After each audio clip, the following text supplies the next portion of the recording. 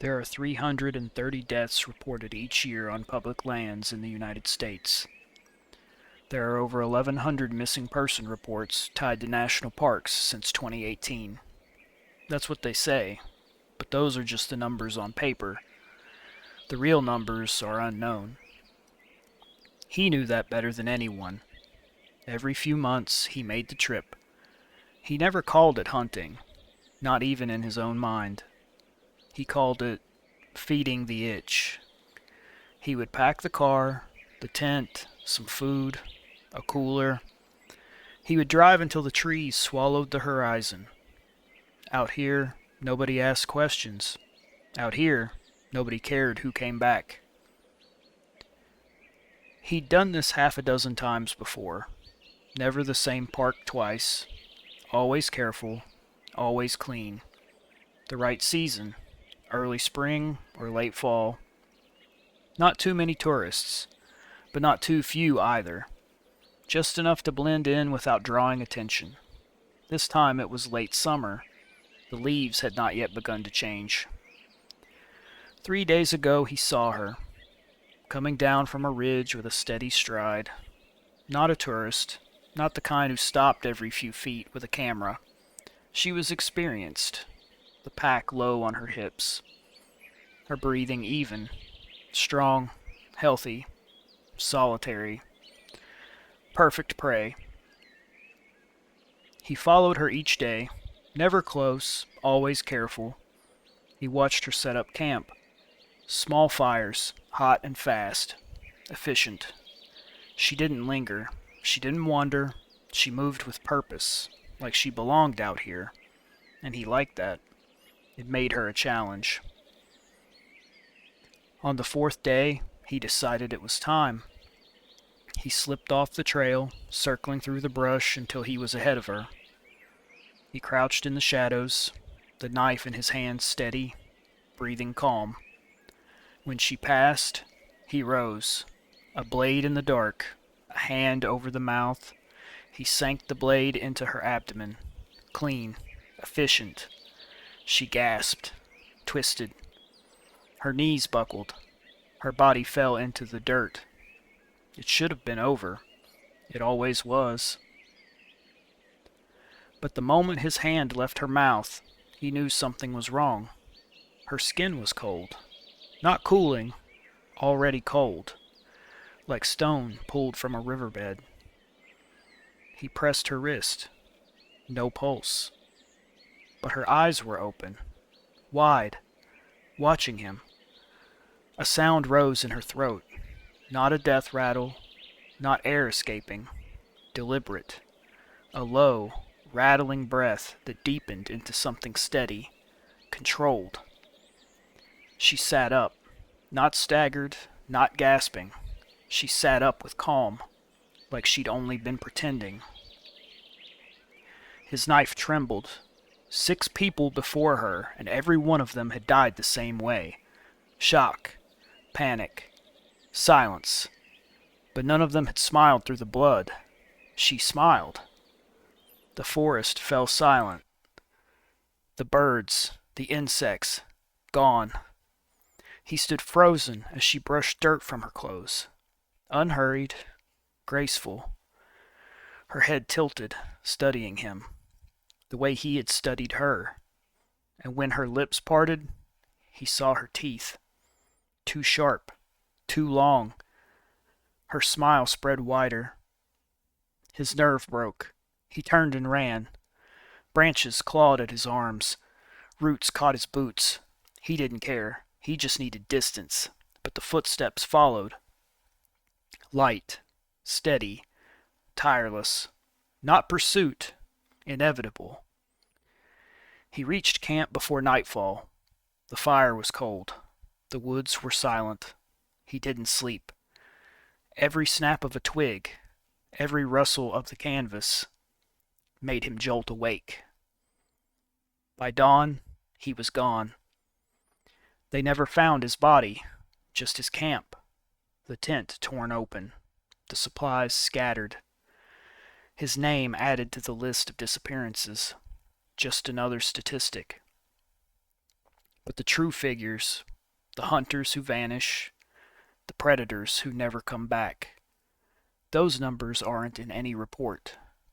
Those numbers are unknown. I wasn't supposed to see the file. It wasn't logged in our system. No chain of custody, no initials, no transfer sheet. Just a manila envelope left on my desk with no postage and no return address. The tab read, Forensic Pathology, Restricted. Inside was a report, if you could call it that. It read like an autopsy, but stranger, colder. The subject wasn't listed by name, only as Homo sapiens neanderthalensis atavus. At first I thought it was a joke, some grad student's mock-up, but the further I read, the less funny it became. The vital signs alone gave me chills. Body temperature, 95.6 degrees Fahrenheit, constant, cold to the touch, even when alive. Heart rate, 42 beats per minute, resting, almost comatose. Spiked to 180 immediately after feeding. Respiration, shallow, slow, described as torpid. The description was clinical, detached, but between the lines I could feel the unease of the examiner. Someone had written in the margin in shaky pen, not human baseline, closer to hibernation. The next pages contained photographs, grainy, black and white. The body looked human enough, but wrong in subtle ways. Skin pale, almost translucent, veins visible like blue ropes under the surface. Eyes, large, dark, pupils dilated wide even under harsh overhead lights. Teeth. The canines were elongated, not cartoonishly so, but enough to look predatory, the kind of teeth that could shear through skin and muscle. There was a note about the hands and nails. The nail beds thickened, almost claw-like, the kind of hands you could imagine wrapping around a throat. The deeper I went into the report, the worse it got. The heart muscle was denser than human averages. The arteries narrow and constricted, blood flow pulled inward. The liver was oversized, packed with stored iron. The stomach enzymes were tuned to process blood and raw organ tissue more efficiently than cooked food. And then came the detail I can't forget. Traces of anticoagulant proteins were found in the saliva. That's why their victims bled out so easily. That's why the wounds never clotted. Blood work revealed wild fluctuations. When fed, the hemoglobin was elevated to almost superhuman levels. When deprived, it collapsed into severe anemia. The genetic report was redacted, but enough remained to terrify me. It spoke of archaic alleles expressed at abnormal penetrance. Not mutations, not deformities. Something old, something ancient rising again through bloodlines. And in handwriting, barely legible at the bottom, they're not throwbacks, they're survivors.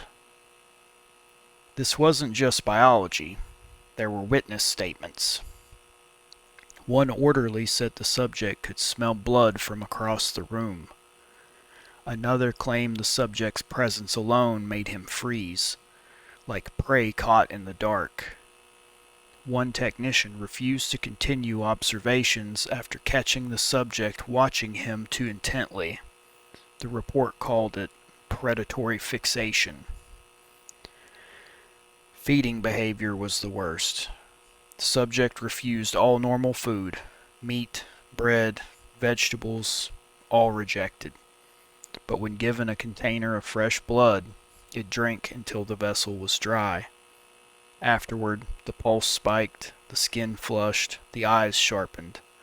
The subject smiled, red staining its teeth. The final section was a disaster. It was as though the examiner was trying to stay clinical, but couldn't hold it together anymore.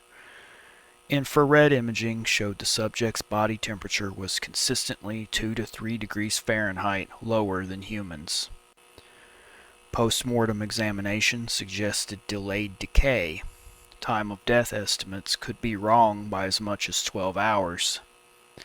Wounds healed at accelerated rates. Small incisions closed before suturing. One margin note read simply, "The cadaver isn't rotting, it's waiting." There was no signature, no initials, only a final page, blank except for a single line typed dead center. "Do not release to public archives." But there was one more thing.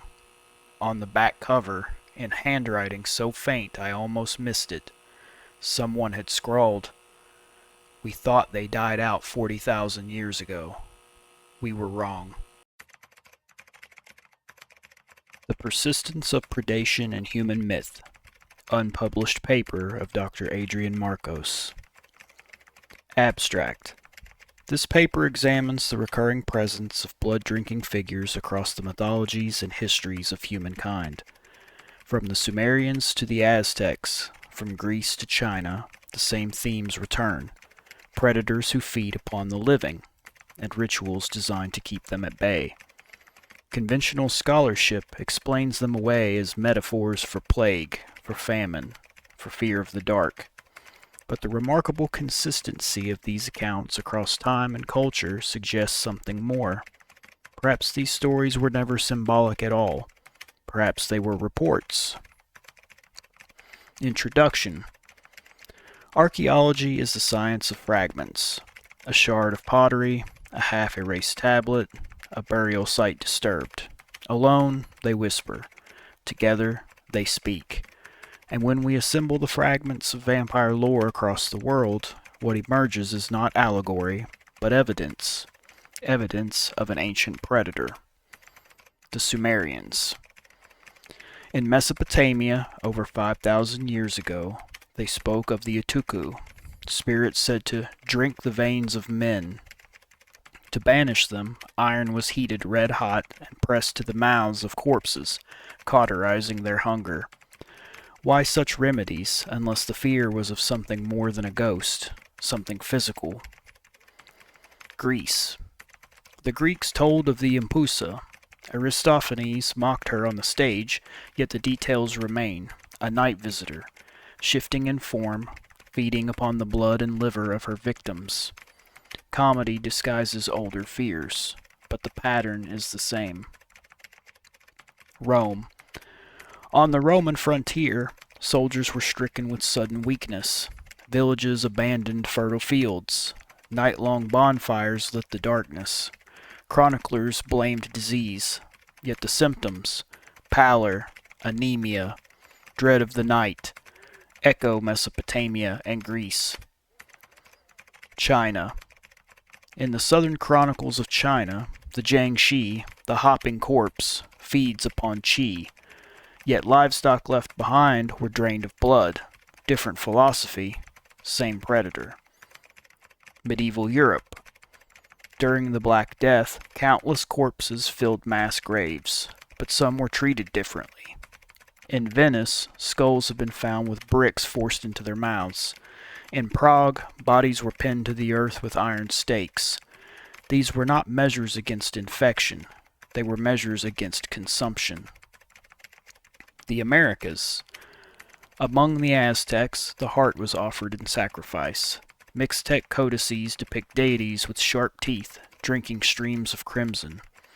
Anthropologists see fertility symbols, but compared with the Old World, the picture sharpens. Humanity brought its predator with it when it crossed the land bridge into the New World. Discussion. Taken separately, these accounts might be dismissed as hysteria. Together, they describe the same pattern. A hunger for blood and vital essence. A fixation on the liver, the heart, the life-bearing organs. Nocturnal habits. countered only by fire, iron, or mutilation of the corpse. Coincidence cannot account for such precision. Hypothesis. What if these beings were never myth at all? What if they were remnants, atavistic kin, descended from an older branch of humanity? Neanderthals, Denisovans, or another lineage still unnamed. Perhaps their traits survive in fragments of DNA, expressed rarely, but enough to be remembered. Pale skin, resistance to age, and unholy thirst. Folklore may be less invention than testimony. Conclusion. Across 5,000 years, the vampire returns again and again, not as metaphor, not as allegory, but as a figure so feared, so real, that humanity buried its warnings in every culture it touched. We call them myths. Our ancestors called them something else. They called them predators. Redacted memo. SAWD/TF-EV. Project Nightfold. Phase 3. Operational Exploitation. Results. Pattern B, 6 subjects. Pattern C, 2 subjects. Observation. Subjects demonstrate superior night acuity, enhanced intimidation effect during interrogation. Recommendation. Expand trials. Transfer anomalous printouts to Cryobank Delta. Signed, Deputy Director Marlowe. They told me not to talk about it. They made me sign a dozen non-disclosure agreements. They told me no one would believe me anyway. And maybe they were right. But I know some of you. You've seen the same things. Strange reports that vanish from archives. Autopsy notes with whole pages blacked out. Medical anomalies no textbook explains. And maybe, if you've ever worked in a morgue or in a pathology lab, you've seen one of the strips. Thin thermal paper, curling at the edges, faint smell of ozone and antiseptic, covered in lines that don't look like barcodes. They don't look like anything you've ever seen. They cross and tangle like threads in a spider's web. That's the weave, mitro weave. And it's not just a test. It's a census. I worked for them once. The Strategic Anomalous Warfare Directorate, SAWD. You've never heard of it. You weren't supposed to. Another acronym in a sea of meaningless agencies buried under black budgets and shell corporations. On paper, they were part of counter-biohazard defense. In practice, they were something else entirely. They used words like rare pathology research, emergency containment, but all of that was camouflage. What they were really doing was hunting for something. The carriers, the Atavus. I didn't even know that word at the time. They just said, individuals with anomalous mitochondrial expression. They said it clinically, like they were talking about a lab rat. But then I saw it with my own eyes. It was leagues beyond anything I could have imagined. Mitroweave isn't like a normal blood test. It doesn't give you numbers, no neat readout on a screen, no percentages. Instead, it prints a strip, a woven lattice of interference lines. To anyone else, it looks like nonsense, a bad fax, a corrupted barcode. But inside SAWD, we all knew what the patterns meant. Pattern A, clean, nothing detected. Pattern B, dormant carriers. You'll probably live your life never knowing, but the potential is there. Pattern C, active expression. The ones with the cravings, the cold bodies, the eyes that reflect light like an animal's. And then there's Pattern R, the resonance event. They didn't like to talk about those. Those went straight to the Stygian archive. I saw one once. The lines didn't look static. They appeared to move, writhing like something alive trapped in the paper. It was probably just a trick of the light, the way the thermal paper reacted to that specific printed pattern, but it stayed with me. The technician told me not to stare at it too long, said it could do things to your head. They didn't say what things, but now I suspect it was a warning about becoming too curious, about becoming obsessed. Here's what most people don't know. They're not just testing, they're recruiting. They run microweave on every special operations candidate, every covert asset, sometimes even contractors, without their knowledge. Most are clean. A few light up pattern B, and once in a while, pattern C. Those ones don't go home. The families get a folded flag, a closed coffin, a story about a helicopter crash or a training accident. But in reality, those soldiers are still out there. They're being trained, conditioned, weaponized. Their anomalous mitochondrial expression is honed to a razor edge. The program's code name is Nightfold, and I saw it with my own eyes. They dropped one of the Pattern C carriers into a cave system during a trial exercise.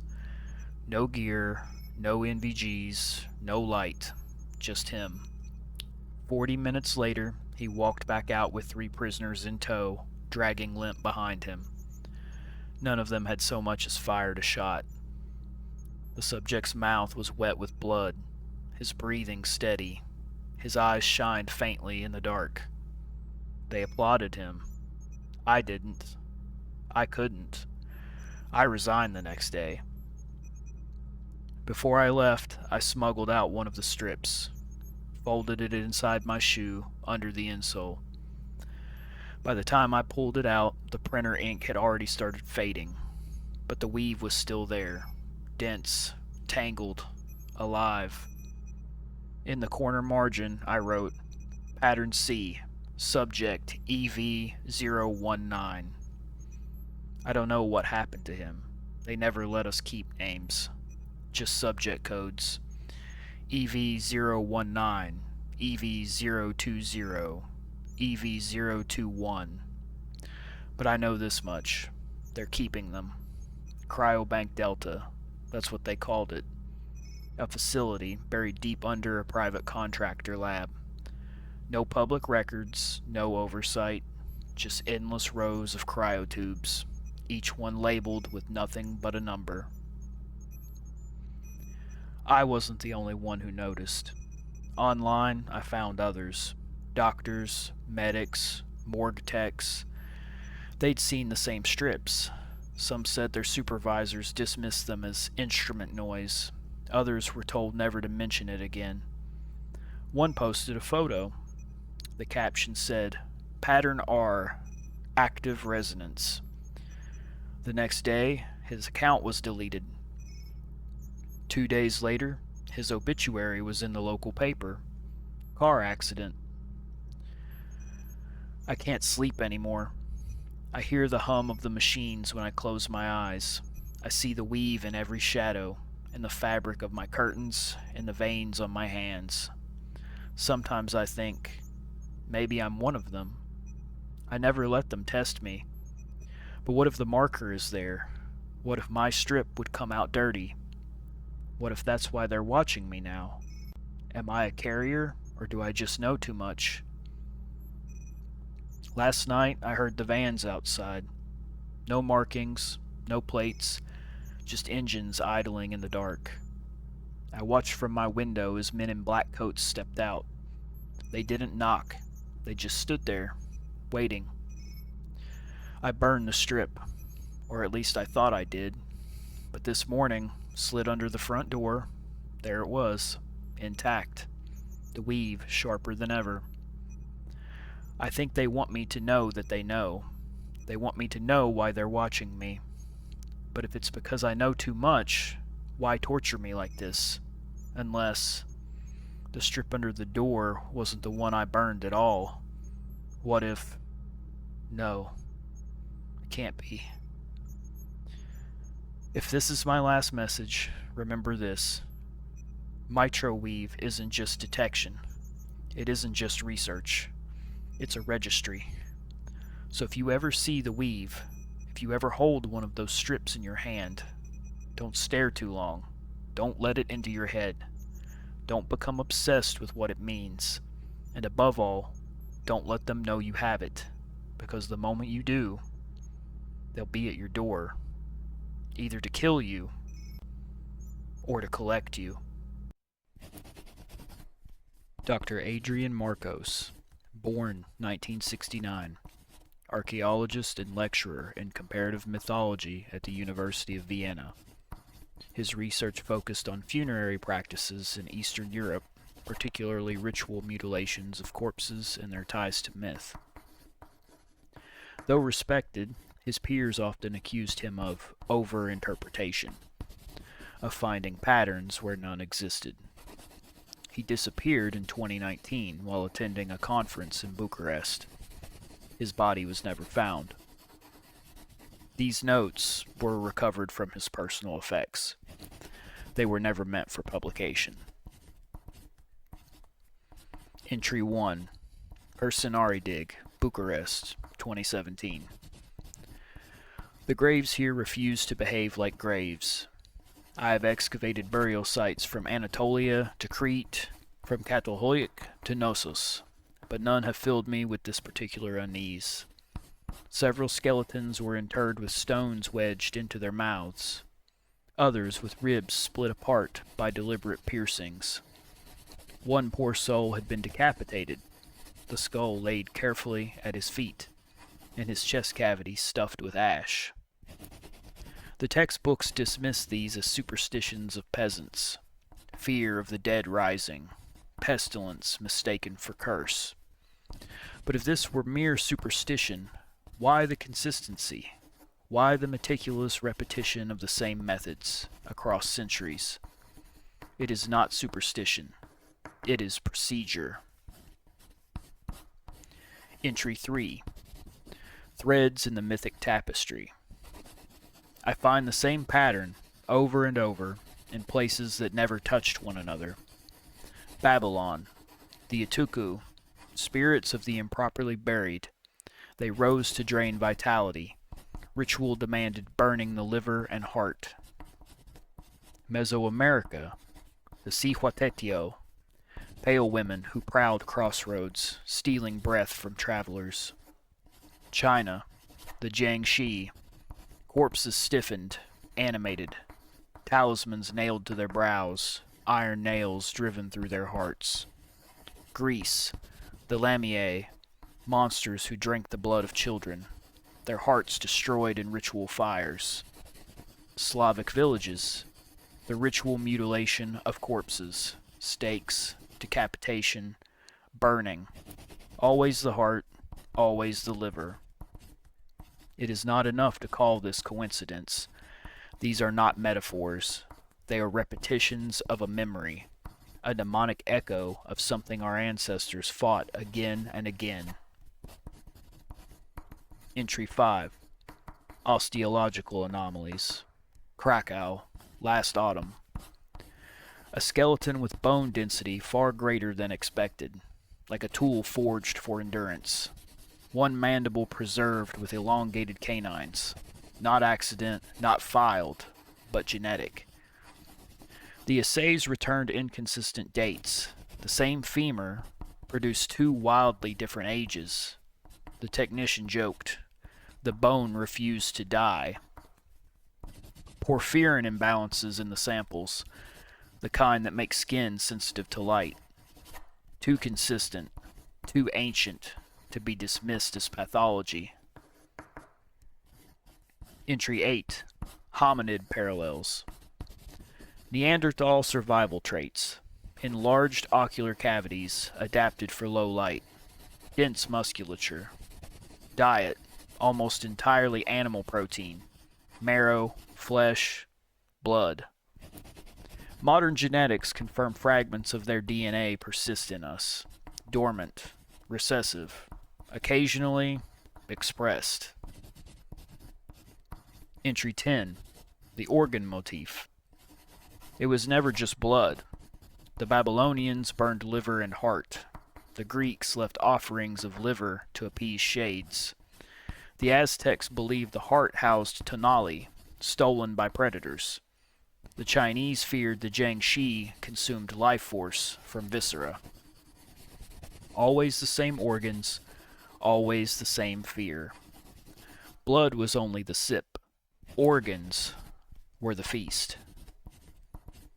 Entry 13. Liminality. Crossroads. Doorways. Thresholds. The Cihuateteo haunted crossroads. The Slavic Noxerer scratched at doors. Babylonians placed bowls beneath thresholds. Europeans swore a vampire could not enter uninvited. Liminal spaces. The in-between. And that is where prey is most vulnerable. Leaving home. Crossing from day into night. From life into death. Entry 15. The Breakthrough. This is no archetype. Not coincidence, not myth. What we call vampires were once a rival species. The rituals, battle plans. The myths, case reports. The folklore, cultural trauma, encoded as memory. Our ancestors did not imagine predators in the night. They fought them. Entry 18. Modern cases. Forensic archives whisper of anomalies. Corpses with delayed decay. Autopsies revealing organs intact weeks after death.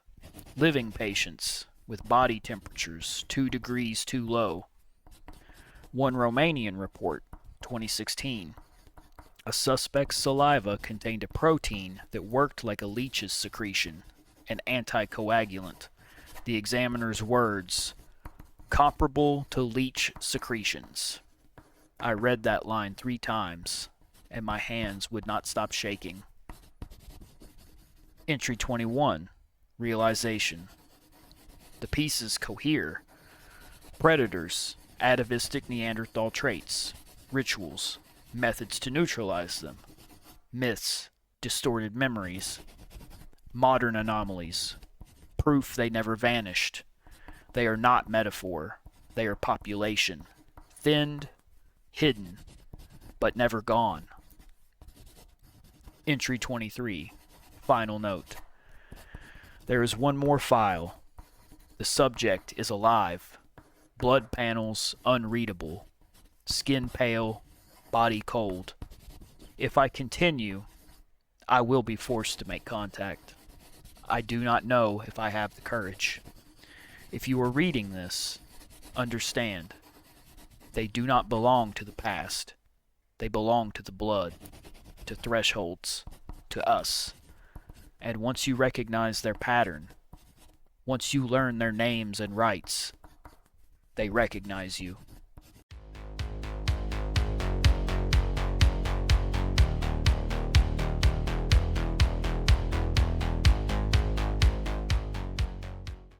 You're tuned in to Night Watch AM, the show that never sleeps. I'm Jack Lowry, holding down the mic for all you night owls, insomniacs, and secret keepers.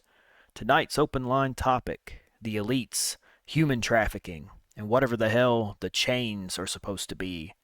Line 4, you're live on Night Watch. Who am I talking to? You can call me Ash. That's not my real name. If they trace us, I'm dead. You understand? Sure thing, Ash. You're safe here. We don't trace, we just listen. What's on your mind tonight? It's about them. The ones pulling the strings. The blood drinkers. People think it's just conspiracy stuff online, but it's not. They really do it. The trafficking, the disappearances, it's not just money or power. There's something biological behind it. When you say not fully human, what do you mean? Shapeshifters? Lizard people? We've heard all kinds here. No, not reptiles. They're people, mostly. But older. Different. Something in them didn't evolve the same way we did. They drink blood to stay stable. It keeps their cells from breaking down. Ever notice how some of those billionaires never seem to age, never get sick? It's not money that keeps them alive. It's maintenance. You're saying there's an organized system for this? Yeah, it's structured. Chains of flesh, that's what they call it. People move around like livestock. Disappearances hidden under charity fronts, rehab centers, migration shelters. They drain people, not all at once, measured. Blood, organs, marrow, enough to keep the families alive. And you've seen this? I've seen the paperwork. I used to work maintenance at a biomedical storage facility out west. They kept saying it was for trauma research, but the shipments never matched the records. Some boxes went straight to private jets, sealed, refrigerated, no manifests. And one night, I saw the printouts. They called it microweave. Looked like spider webs under red light. Mitro what? Microweave. Some kind of genetic assay. They said it could identify carriers. Carriers of what, though? They wouldn't say. Just that they had to keep it quiet or it would upend human history. Ash, I've got to stop you there. Could this just be, I don't know, a classified study? You sure it's not viral research or genetic mapping? No, this isn't about medicine. It's about survival. They keep rooms cold, 35 degrees Fahrenheit, to stop the smell. They say it helps the blood stay alive. And the thing is, they don't do it for fun. They do it because if they stop, they start to die. Ash, you're cutting out. Ash, you still there? They're listening. They monitor frequencies like this. If you trace this call...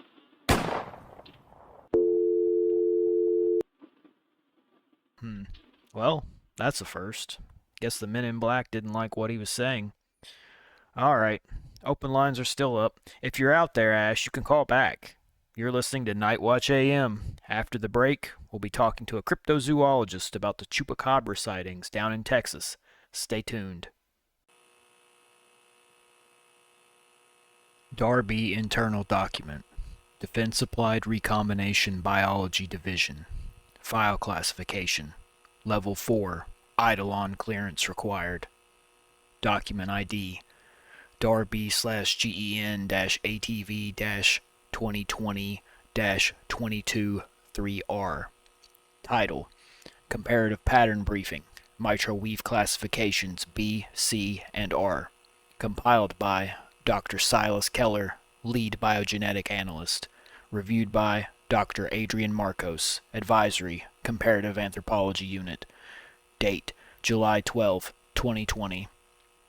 Status: Confidential. Not for civilian release. Section 1. Summary. Following the successful deployment of the microweave assay Mark II, anomalous mitochondrial patterns identified in Atavus-positive tissue samples have been categorized into 3 primary expression types: Pattern B, Pattern C, and Pattern R. These represent distinct evolutionary strata of atavistic re-expression, correlating with behavioral and metabolic deviations consistent with pre-sapiens predatory inheritance.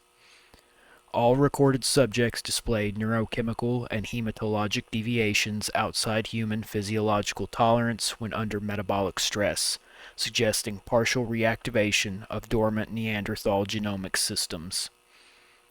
Section 2. Pattern B. Basal strain. Incidence: 2 to 4% of sampled global population. Weave signature: B loop. Single deviation band, low amplitude. Classification: dormant, subclinical. Summary. Pattern B represents the ancestral baseline of the Atavus inheritance, a silent, dormant form carried by an estimated 150 million individuals worldwide. Subjects exhibit mild hematotropic preference, UV sensitivity, and enhanced nocturnal alertness, but remain functionally human. Notes: Pattern B is humanity's sleeping wolf, mostly harmless unless you starve it. Dr. Keller, Osnabrück Report, 1999. Clinical cues: low basal temperature, average 95.6 degrees Fahrenheit. Elevated hematocrit, variable iron retention. Compulsive dietary heme preference. Circadian phase delay. Containment risk, low. Pattern B individuals can be monitored via standard biobank sequencing without public disclosure. Section 3. Pattern C. Convergent strain. Incidence. Around 0.5% of sampled population. Weave signature. C echo. Dual phase oscillation. Classification. Adaptive. Hybridized. Summary. Pattern C emerges when mitochondrial deviations, pattern B, interact with rare nuclear cofactor expression. This creates a hybridized metabolic loop bridging ancient predatory traits with modern human adaptation. Carriers exhibit advanced empathic mimicry and emotional camouflage behaviors, capable of socially integrating while displaying measurable physiological predation responses. Physiological observations. Oxygen conservation under hypoxic conditions. Anomalous ferritin cycling. Emotional dampening in limbic PET scans. Prolonged adrenal response to conflict stimuli. Behavioral correlates. Strategic manipulation, often in leadership or exploitative social roles. Resistance to trauma-linked empathy or remorse. Heightened sensory response to pheromonal and heme cues. Containment risk, moderate. Pattern C individuals are socially adaptive and difficult to identify without weave assay confirmation. Excerpt, internal review, Marcos. Pattern C is the cultural predator. Civilization has merely taught it to feed differently. Section 4. Pattern R. Recurrence strain. Incidence. Less than 0.05%. Documented global total. 34 confirmed. 119 suspected. Weave signature. R bloom. Red-black interference that appears to pulse. Tripartite loop. Classification. Reactivated. Ancestral. Summary. Pattern R constitutes the reactivation phase of the Atavus inheritance, a re-expression of pre-sapiens mitochondrial dominance. Subjects demonstrate heme-based energy metabolism, hypothermic stability, and profound neurophysiological alteration in moral and empathetic processing. Physiological observations. Core temperature 91 to 93 degrees Fahrenheit. Accelerated tissue regeneration under heme saturation. Extreme photophobia. Olfactory acuity for blood compounds below 3 parts per million. Documented intimidation field. Autonomic fear induction in proximity subjects. Behavioral correlates. Territorial fixation and social withdrawal. Ritualistic or patterned predation. Hypervigilance and dominance drive. Immune resistance to blood-borne pathogens. Containment risk. Severe. Pattern R individuals are metabolically divergent and capable of sustained survival outside standard human nutritional and environmental parameters.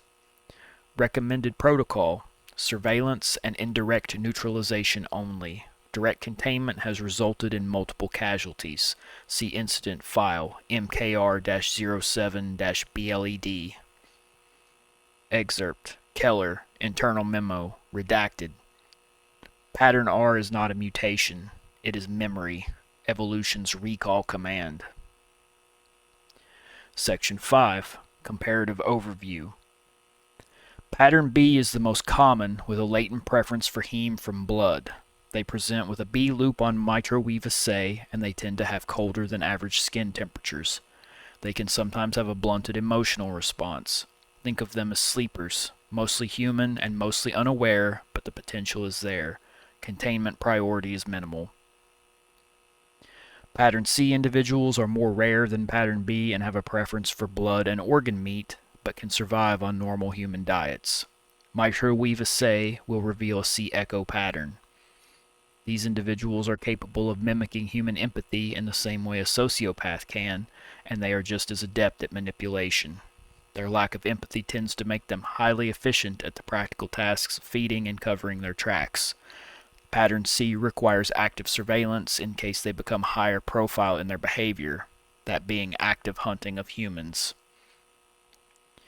Pattern R is extremely rare, even among carriers. They are fully heme-dependent for their nutrition and present with R bloom pattern on microweavisae. They are completely absent of empathy and don't bother to fake it. Displaying the more mythological traits of the vampire, such as photophobia, they are also capable of extreme feats of physical regeneration when dietary needs are met. They are truly inhuman predators and represent a critical risk that requires constant surveillance when discovered. Section 6. Recommendations. Continue longitudinal tracking of known pattern C subjects via Eidolon Index. Redact all pattern R confirmations under bioterrorism exemptions. Disseminate misinformation via online conspiracy culture, Rh negative, reptilian, elite bloodline narratives, to obfuscate true mitochondrial findings. Establish containment protocols at cold storage sites in low UV latitudes. Reference Directive 7.4, Heliotype Containment. Section 7, Addendum. Confidential note, Dr. Marcos. Handwritten. Scanned. July 13, 2020. We've mistaken evolution's silence for absence. Pattern B whispers. Pattern C negotiates. Pattern R remembers. End of document.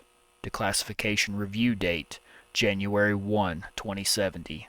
Document retention code 19-7F-Eidolon. Recovered audio, full transcript. Classification, DAR-BD intercept, clearance Omega-6, Atavus containment protocol. Source, intercepted unverified anonymous audio file. Recovered from Hidden Darknet Forum, Blood Merchant Archive. Terminated August 17, 2022. Internal reference. Subject H-73 Hail. I didn't start out a monster. I started as an intern.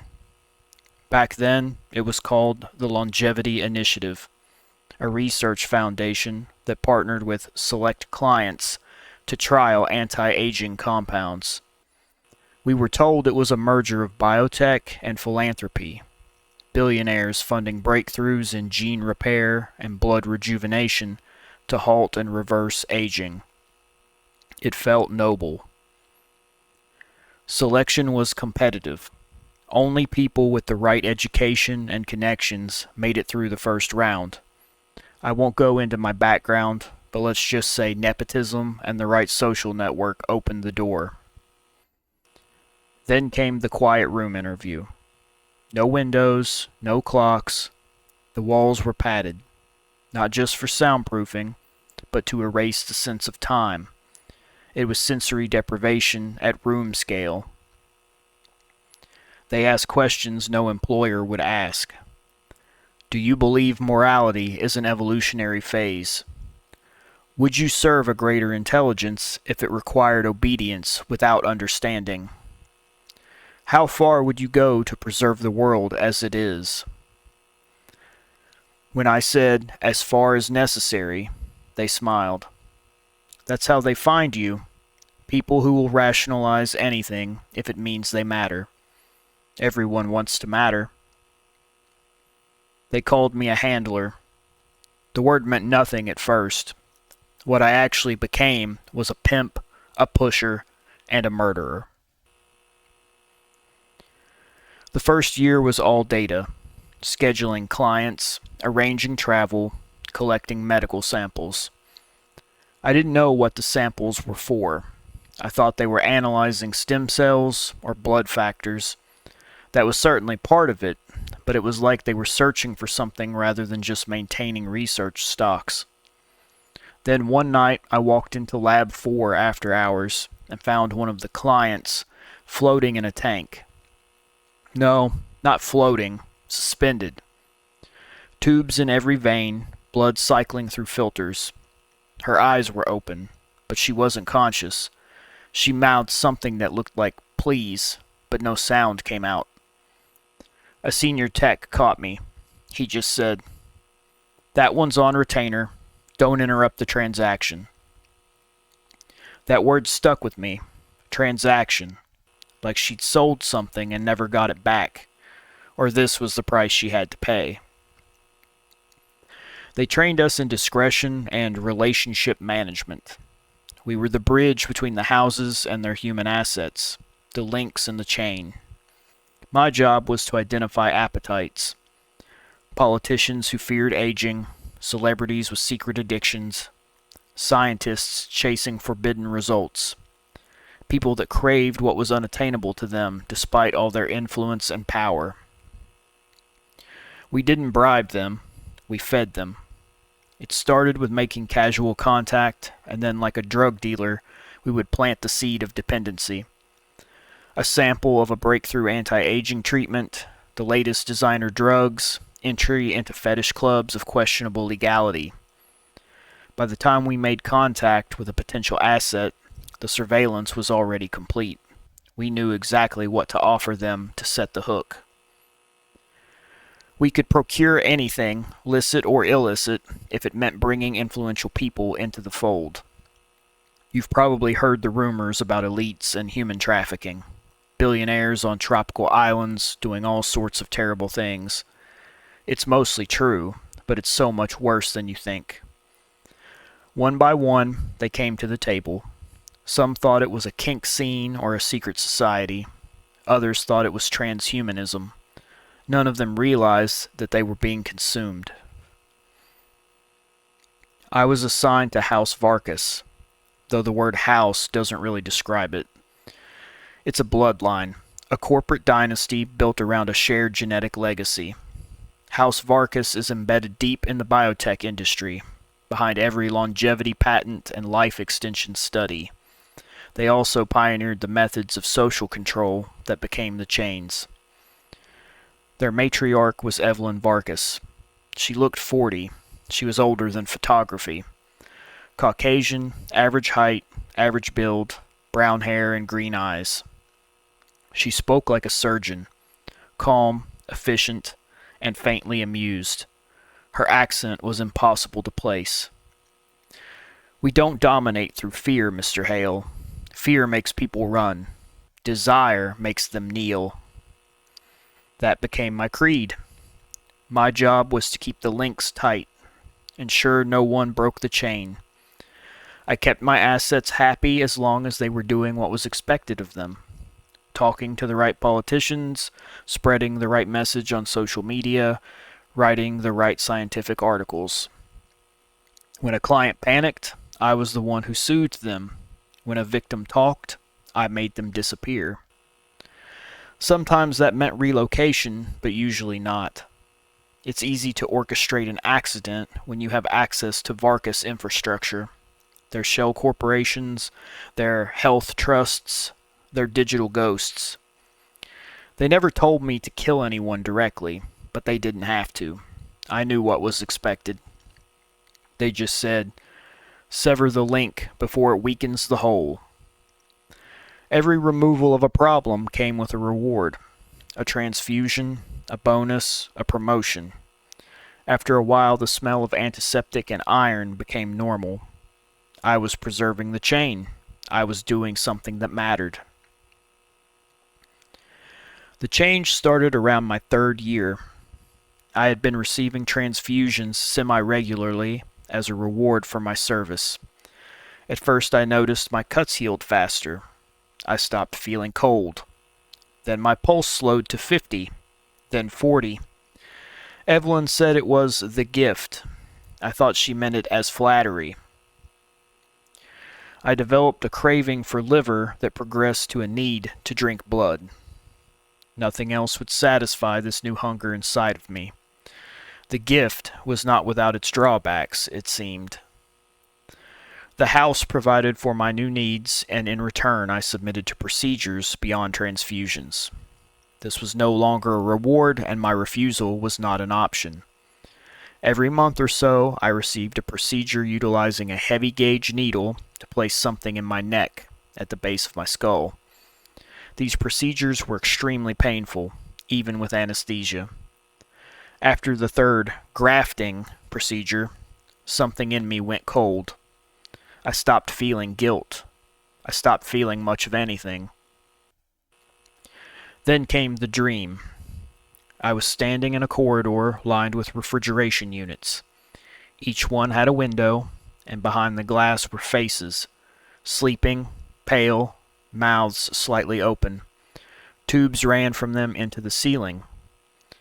I followed the lines upward and saw they joined into one massive conduit, pulsing slowly like a vein.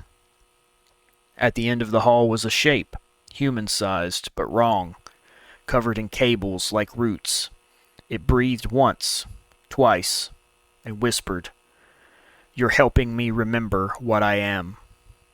When I woke up, it felt like someone had their hand around my throat. There was an ache at the base of my skull. I looked at my smartphone screen. I had been asleep for 2 days. After that, I started noticing details.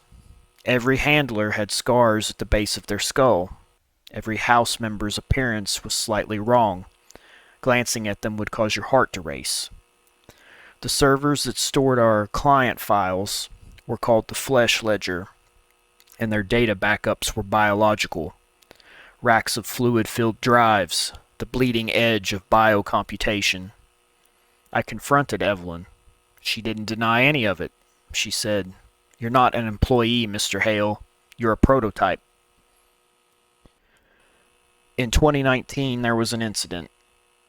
A client tried to leak part of the Flesh Ledger to a journalist. They sent me to handle it. When I arrived, the journalist was already gone. The floor was wet with blood. The air smelled like copper and ozone. Evelyn was there.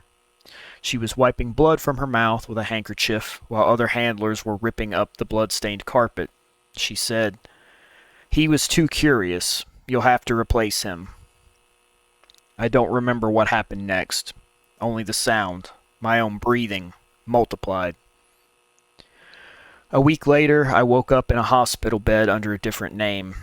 My pulse was so shallow and my body temperature was so low that I had been pronounced dead. The curtains were drawn and the lights were off.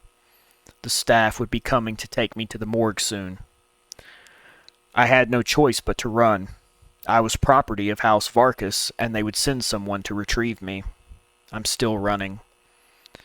I don't have much time left now. Even if they don't catch me, it's been too long without a transfusion, and my body is breaking down.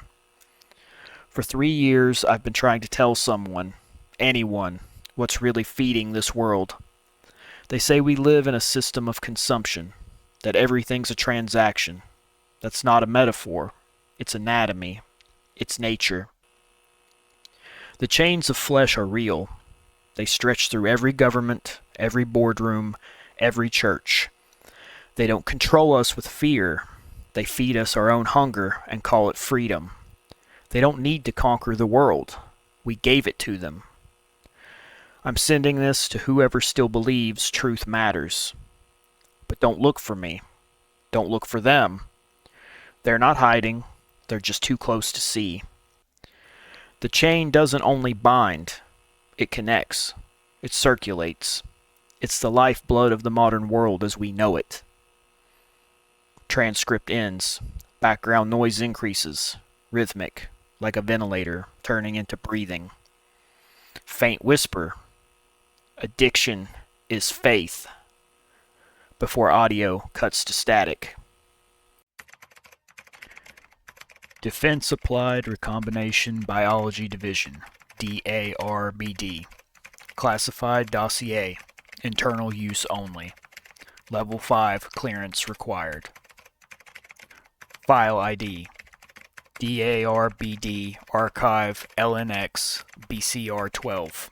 Title: Genomic Lineage Codex, Atavus Houses and Deviant Strains. Revision: October 19, 2023. Origin: Directorate of Genetic Continuity, Division of Atavistic Anthropology. Status: Active, Restricted. Note: This document supersedes pre-2022 lineage maps under Project Mindvane. Refer to Comparative Pattern Briefing, DARBD File BCR-00, July 12, 2020, for foundational data on microweave pattern differentiation, B Loop, C Echo, R Bloom. Addendum BCR-14 2025 revision, currently in draft. Do not distribute. Section 1. Executive Summary. Following the consolidation of recorded Atavus bloodlines under Project Mindvane and the Microweave mapping protocols, see Comparative Pattern Briefing, July 12, 2020, DARBD recognizes 4 extant houses and 1 aberrant classification as comprising the surviving Atavus lineage structure. These houses represent the organized remnants of the Atavus ascendancy, a subpopulation descending from Neanderthal progenitors exhibiting heritable hematophagic and neuroadaptive traits. The existence of these houses is officially denied under all public channels. All intelligence and biological material are restricted to DARBD and its authorized defense contractors. Section 2. Hierarchical Review. Tier 1. House Varkas. Genetic and Systemic Dominion. Active. Tier 2. House Varn. Enforcement and Military Control. Active. House Drathi. Historical and Doctrinal Preservation. Active. Tier 3. House Selene. Resonant/parapsychic Anomaly. Limited Presence. Aberrants. R-Type. Failed recombinant strains. Contained. Section 3. House Dossiers. House Varkas. Lineage Designation. B-12/C-15. Hybrid. The Dominion Axis. Doctrine. Purity commands power. Profile. House Varkas stands as the apex of Atavus evolution, an engineered aristocracy that marries biological mastery with systemic control. They are the architects of the Microweave Assay, the Progenitor Recovery Initiative, P-0, and the Modern Chains of Flesh system. Within Varkas exist 2 operational castes. Sanguinari, geneticists overseeing controlled breeding, cloning, and heme optimization. Executors, human-facing operatives managing influence networks through blackmail, human trafficking, and behavioral data manipulation. Early Varkas research under the 2020 Comparative Pattern Briefing directly informed the identification of the B-loop signature and remains the foundation for all current microweave lineage mapping. Primary domain: DARBD Front Laboratories, Biomedical Corporations, Global Finance, and Policy Infiltration. Insignia: black and white double helix encircling a red threaded heart. House Varn. Lineage Designation: C-02, the Predatory Axis. Doctrine: through the hunt, Dominion. Profile: once the keepers of Atavus secrecy, Varn have become the soldier caste of the New Order. Their bloodline expresses elevated strength, low metabolic variance, and heightened combat instinct. They now operate as enforcers under Varkas direction, providing physical containment, security enforcement, and targeted elimination of compromised elements. Primary domain: private military contractors, DARPA off-books units, containment site logistics. Insignia: broken spearhead within a circle of fangs. House Drathi. Lineage Designation: C-09, the Memory Axis. Doctrine: we remember the blood. Profile: Drathi are the archivists and theologians of the Atavus. They safeguard the oral traditions, recovered glyphs, and genomic manuscripts that chronicle the Pale Convergence, the divergence of Homo sapiens from their predatory progenitors, as well as the subsequent re-emergence of Atavus expression. They serve as ideological custodians, maintaining the continuity of Atavus identity through secrecy, ritual, and record. Primary domain: anthropological institutions, private collections, and the DARBD Cultural Anthropology Wing. Insignia: black wax seal upon a parchment white bone circle. House Selene. Lineage designation: C-21, the resonant axis. Doctrine: what you dream, we devour. Profile: officially considered extinct, Selene persists in a disorganized and fragmented form. They feed through psychic resonance, dreams, emotions, and subconscious energy. The mechanisms of this process and its biological correlates remain unverified. Their microweave data exhibits R-Bloom anomalies tied to neural discharges rather than somatic metabolism. DARBD cross-analysis suggests possible interference between Selene resonance patterns and P0 neural field recordings, indicating potential non-local correlation. Primary domain: parapsychological research units, cognitive laboratories, and the MK Dreams subproject archive. Insignia: silver crescent eclipsing an eye. Section 4. Non-house entities. The aberrants. Classification: R-type deviants. Status: contained. Profile: residual products of failed recombination and unsanctioned experimentation. Aberrants demonstrate severe heme instability, skeletal deformation, and neurodegenerative collapse. Used in regenerative serum testing and cloning matrix validation. No evidence of organized culture or hierarchy. Aberrants are regarded as non-viable byproducts of recombination error. Specimen R3 alpha remains under observation.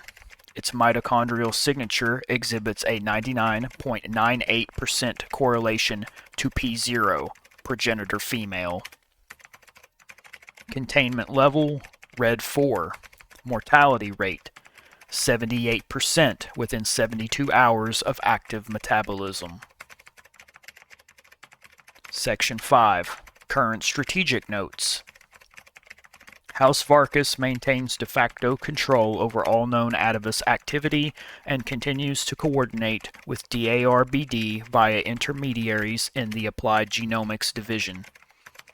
House Varn assets embedded within international security frameworks continue to ensure compliance and secrecy enforcement. House Drathi remains neutral but essential to record integrity.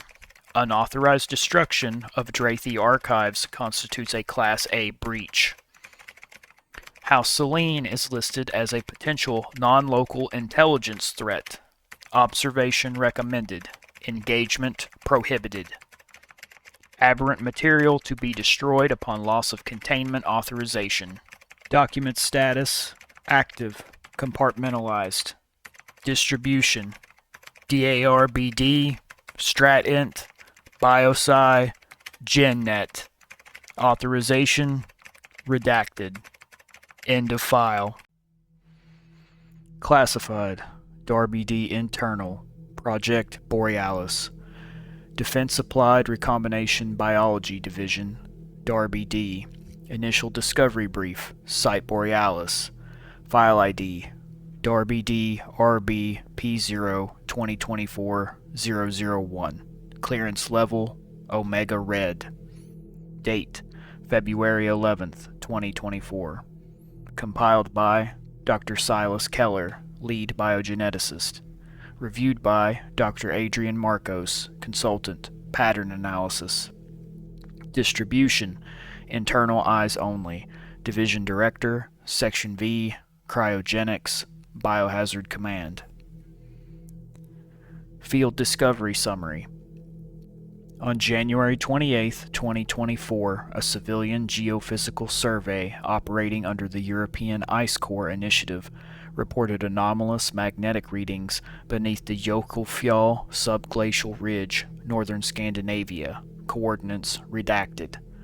Subsequent DAR-DB reconnaissance confirmed a non-metallic silhouette embedded approximately 47.2 meters below surface ice.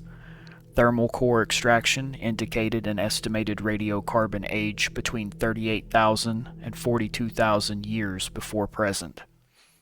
Excavation yielded the following: specimen, humanoid morphology, female, height approximately 171 centimeters, estimated mass 58 kilograms, pre-freeze. Preservation, complete integument, intact vascular system, no visible desiccation or crystallization. Contextual anomaly, surrounding ice strata show no entrapped fauna, flora, or particulate debris, indicative of direct refreeze around isolated volume. Immediate response, DAR-BD containment team mobilized within 36 hours under Operation Borealis. Preliminary biological observations.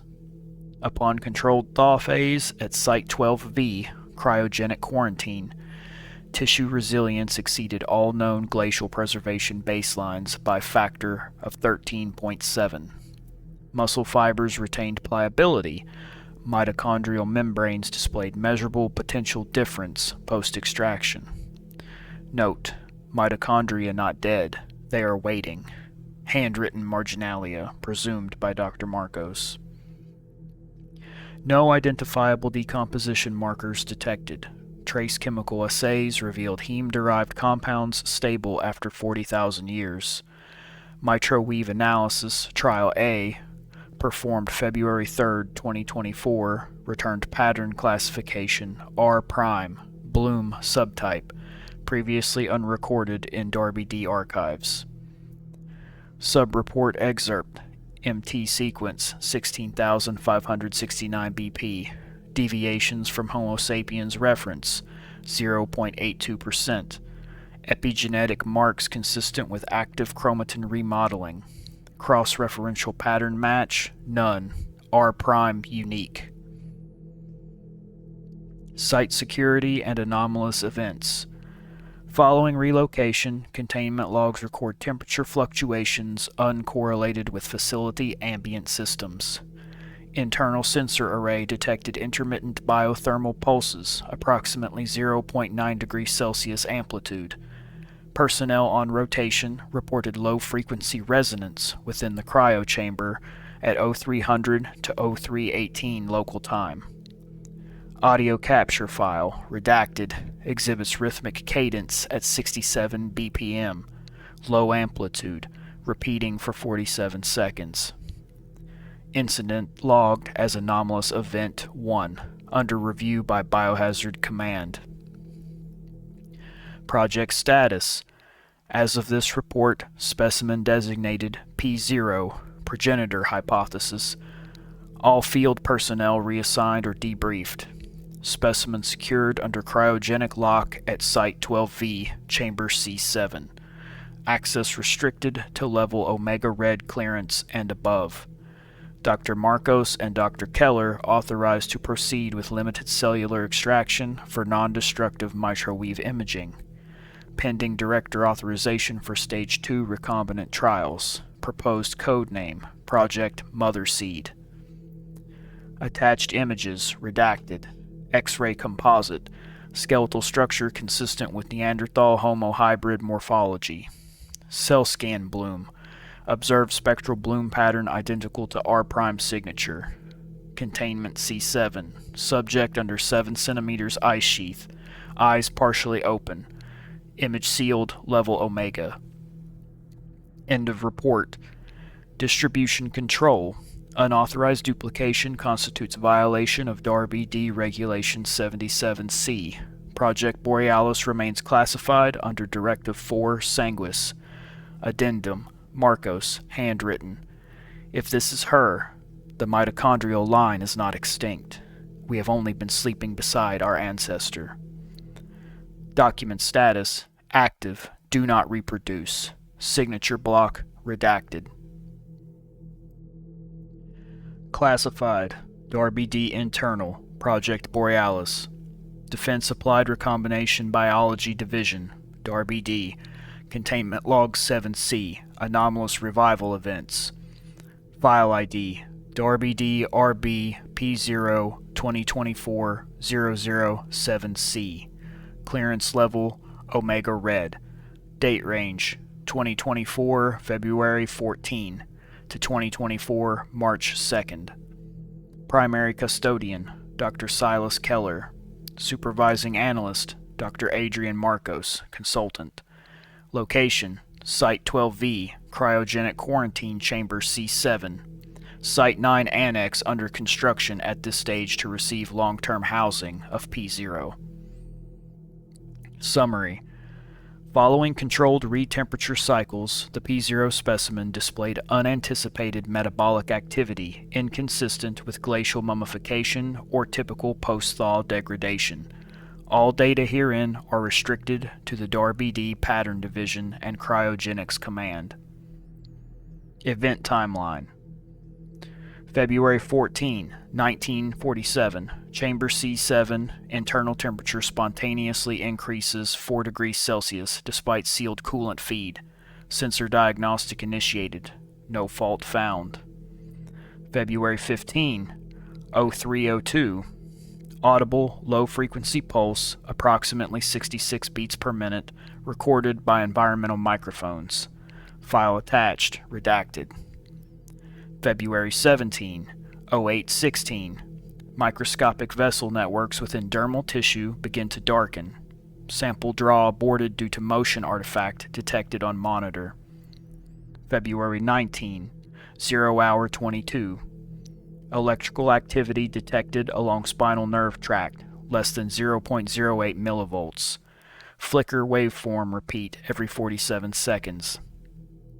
February 20th, 0209. Specimen exhales trace vapor visible against infrared camera. Duration 0.6 seconds. Vitals monitors show null. Manual confirmation negative. February 24, 1400 hours. All lights in chamber C7 flicker. Containment AI registers uncommanded door seal cycle. Power grid stable. Event classified as correlated phenomenon. March 2nd, 0147. Resonant hum fills entire lower sector for approximately 52 seconds. Specimen's right hand shifts approximately 3 centimeters. Visual confirmation pending. Recording lost to system overwrite. Technical notes: biopotential readings. Mitochondrial membrane potential maintained stable at 146 millivolts. Cellular integrity. Membrane cohesion unchanged. Active ATP turnover detected, 0.02 moles per kilogram tissue. EEG equivalent scan shows patterned waveform resembling stage 1 sleep oscillation. Marcos annotation: not revival, remembrance. The cells are performing a memory of life. Incident reports. Incident number 12V7C-B. Technician Harrow R. reported sensation of being observed while alone in monitor room. Incident number 12V-7C-E. Electrostatic discharge from containment door arced 3 meters, burning floor tiling. Incident number 12V-7C-H. Researcher, surname redacted, found unresponsive in hallway. Core temperature 23.8 degrees Celsius. No external injury. Recovered after 14 minutes without neurological deficit. Darby D. medical assessment. Acute hypothermic vasovagal event. Internal review pending. Security directive. At 0300 on March 3rd, the division director ordered immediate transfer of Project Borealis to Level 5 containment. All non-essential personnel reassigned to Section V. Specimen P0 status: Active, restricted observation only. Physical interaction is prohibited, pending Ethics Board review. Personal note, appended Dr. Keller.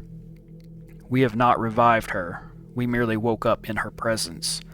Every system here behaves as though it remembers something older than its code. Document status, active, redistribution forbidden. End of Log 7C. Intercepted communication, priority level Omega Red, recovered by Strategic Anomalous Warfare Directorate, SAWD. Date of acquisition, March 6, 2024.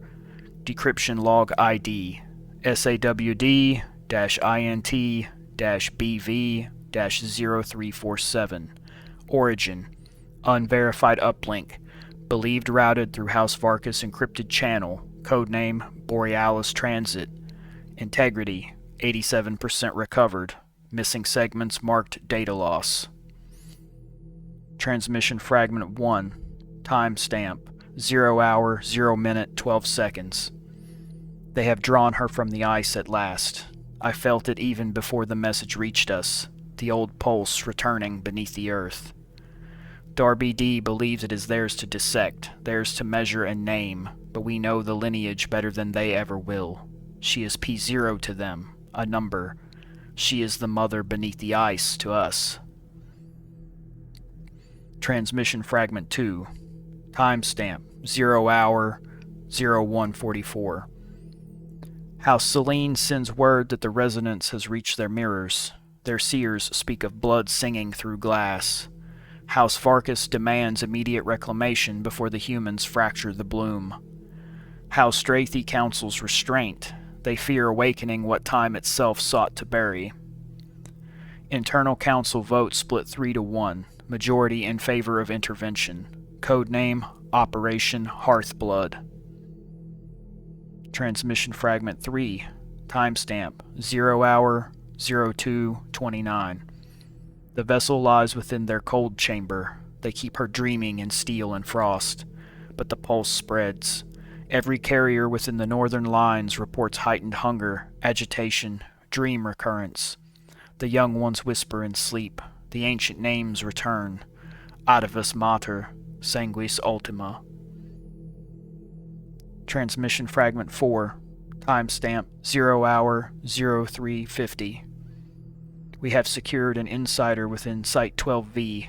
Payment rendered in sequence red cells, 8 grams. Extraction route mapped through the melt tunnels. The specimen will be relocated to Vault 9 under the old city before the thaw completes. Data loss, 34 seconds. Transmission fragment 5. Timestamp, 0 hour, 0447. The bloodline will not be replicated by machines. No glass womb, no artificial mitosis shall bear her image. Let the mortals play at creation, their child will eat them in the cradle. Transmission fragment 6, timestamp, 0 hour, 0518. Remember this, the ice did not preserve her, it imprisoned her. To wake her without the old rites is to unseal the covenant we swore never to break. If they succeed, the world they inherit will not be human. If they fail, perhaps she forgives us. End of transmission.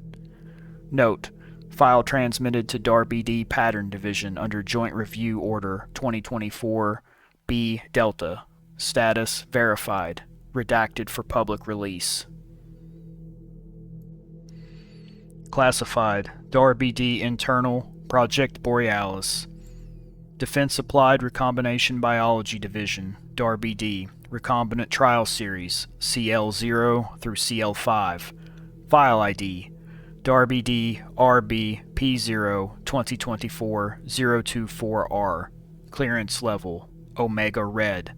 Date Range, March 10th, 2024 through June 4th, 2024. Principal Investigators, Dr. Silas Keller, Dr. Adrian Marcos. Facility, Site 12V, later transfer to Site 9, Containment Annex. Classification, Experimental, Restricted Biological Recombinant. Objective, to determine whether the P0 specimen cellular material, pattern R', retains viable replicative potential under recombinant cloning conditions. Project codename Mother Seed. Methodology summary. Source tissue: 4 mg dermal biopsy taken prior to Borealis transfer. Somatic nucleus insertion into host oocyte, Homo sapiens, donor line 7Q-F. Induced division under microwave stabilized incubation at -8 degrees Celsius. Observation period 18 weeks cumulative. Series results. Trial CL0, complete failure, nuclear disintegration within 4 minutes, no thermal deviation. Trial CL1, partial zygotic structure, mitosis halted at 2-cell stage, weak R-bloom echo detected. Trial CL2, viable blastocyst, day 6, exhibiting spontaneous heat emission, +4 degrees Celsius. Terminated per protocol. Trial CL3, rapid, uncontrolled cell differentiation, tissues liquefied, odor reported, sweet, metallic. Trial CL4, partial metabolic animation achieved, exhibited rhythmic pulsation every 0.9 seconds for 11 hours. Exposure to human heme sample triggered immediate cellular necrosis. Trial CL5, structural coherence 87%, stable 19 days before autolysis event, final tissue analysis pending, see Section 5. Observations. R' mitochondria exhibit non-binary division, coherent replication wave observed. Attempted sequencing fails due to constant base pair drift, data unreadable after 72 hours. CL4 generated a faint, subharmonic sound at 66 to 68 beats per minute, audible without instruments. During CL5 observation, several technicians reported shared visual hallucinations described as white eyes behind glass. Marcos marginalia. Replication refuses obedience. Each cell recalls a form older than the host. Termination report, CL5. At 02:13 on June 4, 2024, containment sensors recorded abrupt temperature increase within incubation chamber, 22 degrees Celsius in 11 seconds. Audio captured low resonance identical to P0 heartbeat signature. When chamber was opened, vessel found empty. Fluid within displayed birefringent crystalline structure. Sample cryopreserved under tag number C9R Bloom. DNA recovery unsuccessful. Strands denatured into fractal lattice form. DARBD action. All data sealed under Directive 4 Sanguis. Project Mother Seed terminated. Addendum, handwritten. Recovered from Dr. Marcos's desk, undated. She cannot be cloned because she never died. Each attempt is another heartbeat. The lab is becoming an organ. Document status, closed. Classified Omega Red. End file for recombinant trial series. Final memorandum. Project Borealis termination. Defense Applied Recombination Biology Division, DARBD. File ID, DARBD RB P0 2025-051F. Classification, Omega Red. Terminated operations. Date, January 19th, 2025. Issued by Directorate Oversight Committee, Biohazard Command. Distribution, Director Keller, Pattern Division, SAWD Liaison, Section V Command. Executive Summary. Effective immediately, Project Borealis is designated terminated under Directive 4 Sanguis. All experimental and containment operations related to specimen P0, progenitor hypothesis, are hereby suspended. All data storage, materials, and personnel associated with Sites 12V and 9 Annex are under review for security violations and containment breaches. Incident reports 2024 December through 2025 January 7 indicate critical infrastructure failures, power blackouts, and the total loss of both facilities. Satellite imaging confirms a localized meltdown event consistent with controlled thermonuclear sterilization at Site 9 coordinates. Residual radiation negligible. Biological contamination unverifiable. Operational losses. Site 12V, cryogenic quarantine, decommissioned. Structural collapse following cryogenic system rupture. Site 9, Containment Annex, destroyed. Self-destruct sequence initiated at 0413 UTC. Specimen P0, missing. Containment chamber discovered empty, restraints intact. Dr. Adrian Marcos, unaccounted for, believed deceased, body not recovered. Dr. Silas Keller, transferred, assigned to DAR BD Special Directive Unit, location redacted. Recovered fragments of internal correspondence suggest possible third-party extraction prior to Site 9 destruction. See SAWD Intelligence Report 2024 R108 for further analysis, classified separate volume. Microwave data anomaly. Post-incident forensic analysis indicates that 73% of Borealis-related microwave data underwent spontaneous corruption at the moment of Site 9 failure. Remaining samples display a persistent spectral signature consistent with pattern R' bloom, propagating across secured DAR-BD intranet nodes despite air-gap isolation. Marcos, interpretive presumed poetic note. She is no longer in the ice, nor in the lab. She is in the data now, learning to divide through the wire. External intelligence. SAWD intercepts indicate renewed encrypted traffic between houses Varkas and Selene during the 48-hour window preceding Site 9 loss. Phrases recovered. Vault 9 is open again. The mother breathes in glass. DAR-BD assessment. Possible Atavus retrieval. Joint investigation pending. No conclusive evidence of external incursion. Termination statement. Project Borealis is formally dissolved. All materials related to P0, microwave derivatives, and recombinant pattern R' strains are to be sealed under Vault Directive Delta Zero Aeternum. Any future research into P-lineage mitochondrial subjects requires personal authorization of the Division Director and 2 Omega Red signatures. Visual record, redacted. Photo terminus 001.jpg, melted containment frame, Site 9. Video still.mp4, chamber window frost pattern forming vascular network configuration. Camera feed C9, empty stasis unit, residual condensation forming outline consistent with female morphology, upright posture. Final log annotation. Temperature dropped 12 degrees the moment the feed ended. Document status, closed, project terminated, end file 5, final memorandum. House Varn, Internal Operations Command. Field debrief, Spec Ops Unit Cerberus, Site 9 incident. Clearance, Onyx, Blood Eyes Only. Author, Operative L. Wren, Serial V0421. Date, January 8, 2026. Subject, Extraction Failure, P0 Persistence. Attached to Division of Recovery and Containment, DRC. Mission Parameters.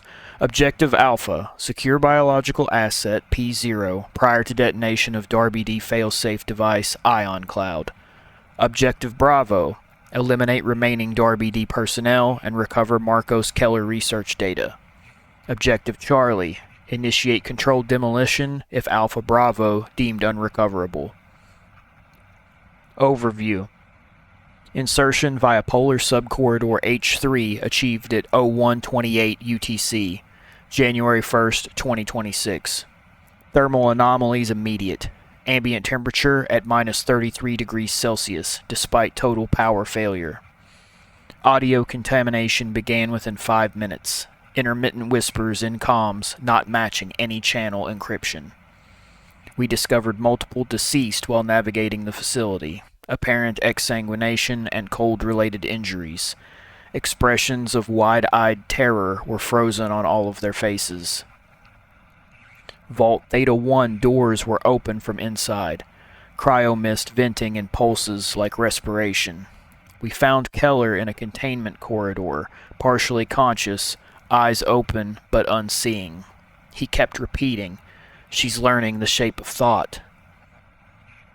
Encounter. At 0231 we entered Chamber Theta 1. Containment Pod 7 was empty. Frost on inner glass melted outward. Thermal inversion. Heart rate monitors registered faint sync with ours, though pod offline. Lieutenant Koval advanced for sample retrieval. Camera feed white flashed, then all 5 biosigns spiked simultaneously. Through the frost haze I observed a female silhouette, motionless, skin pale with blue vascularity. The eyes appeared to be white. She didn't speak. She thought into us. Every operative received the same phrase telepathically, recorded through EEG neural uplinks.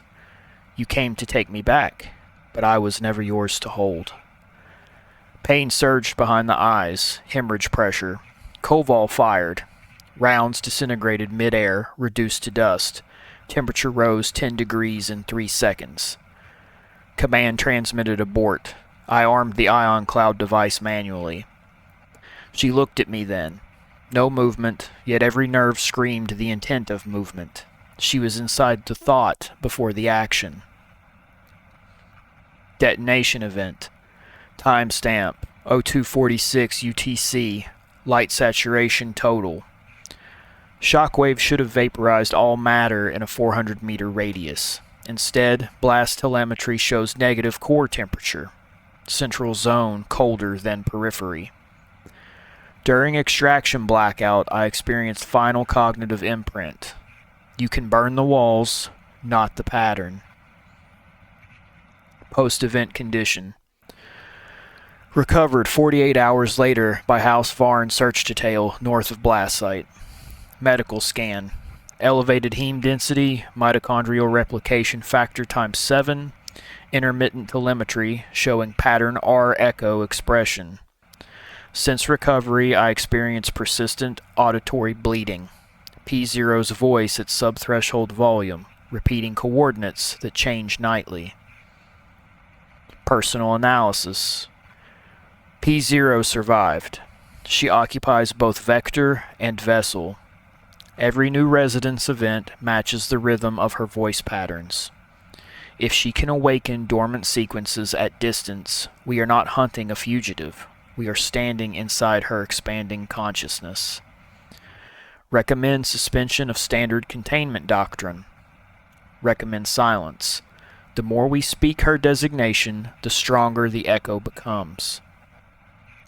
Closing statement. We lit the sun beneath the ice and thought it would kill the dark. It only taught the dark to listen. Operative L. Wren, V0421, filed under Level Omega, pale convergence continuing. Classified Dossier, Level Omega, Defense Applied Recombination Biology Division, Darby D. Joint Analytic Brief, Pattern Resonance Events, PREs. Date, March 3rd, 2026. Authors, Dr. E. Varos, House Varn Intelligence, Dr. C. Holt, Darby D. Remnant Biology Wing. Status, continuing, unresolved anomalies. Executive Overview. The collapse of Site-9 marked the transition from localized genetic aberration to global resonance contagion. Within 72 hours of detonation, simultaneous biogenic signal fluctuations were recorded in at least 12 nations. It is now confirmed that each event corresponds to a momentary projection from P0's consciousness, catalyzing dormant Atavus DNA sequences and eliciting identical neurosomatic responses in microweave-positive populations. DARBD has reclassified these incidents from isolated biohazards to Class A cognitive genomic phenomena. Classification matrix. Pre-alpha, auditory.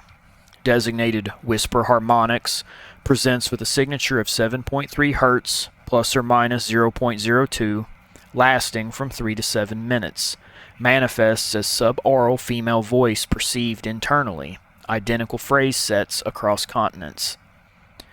Pre-beta, physiological.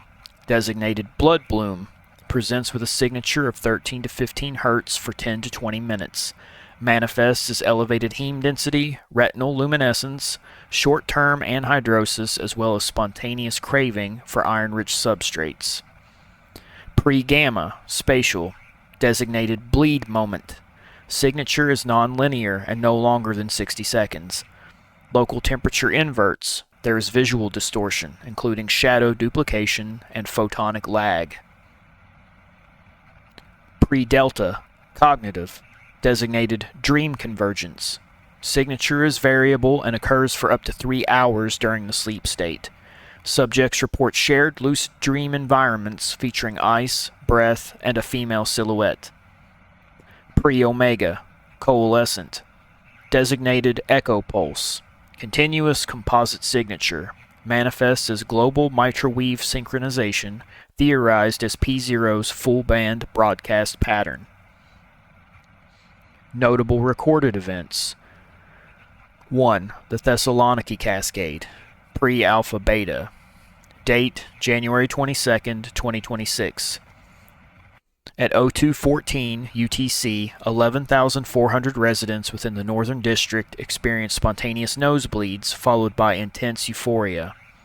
Spectro-EM analysis revealed a 7.3 Hz harmonic spike identical to Site 9 residual frequencies. Audio recorders captured a female whisper overlapping emergency broadcasts. The blood remembers. 2.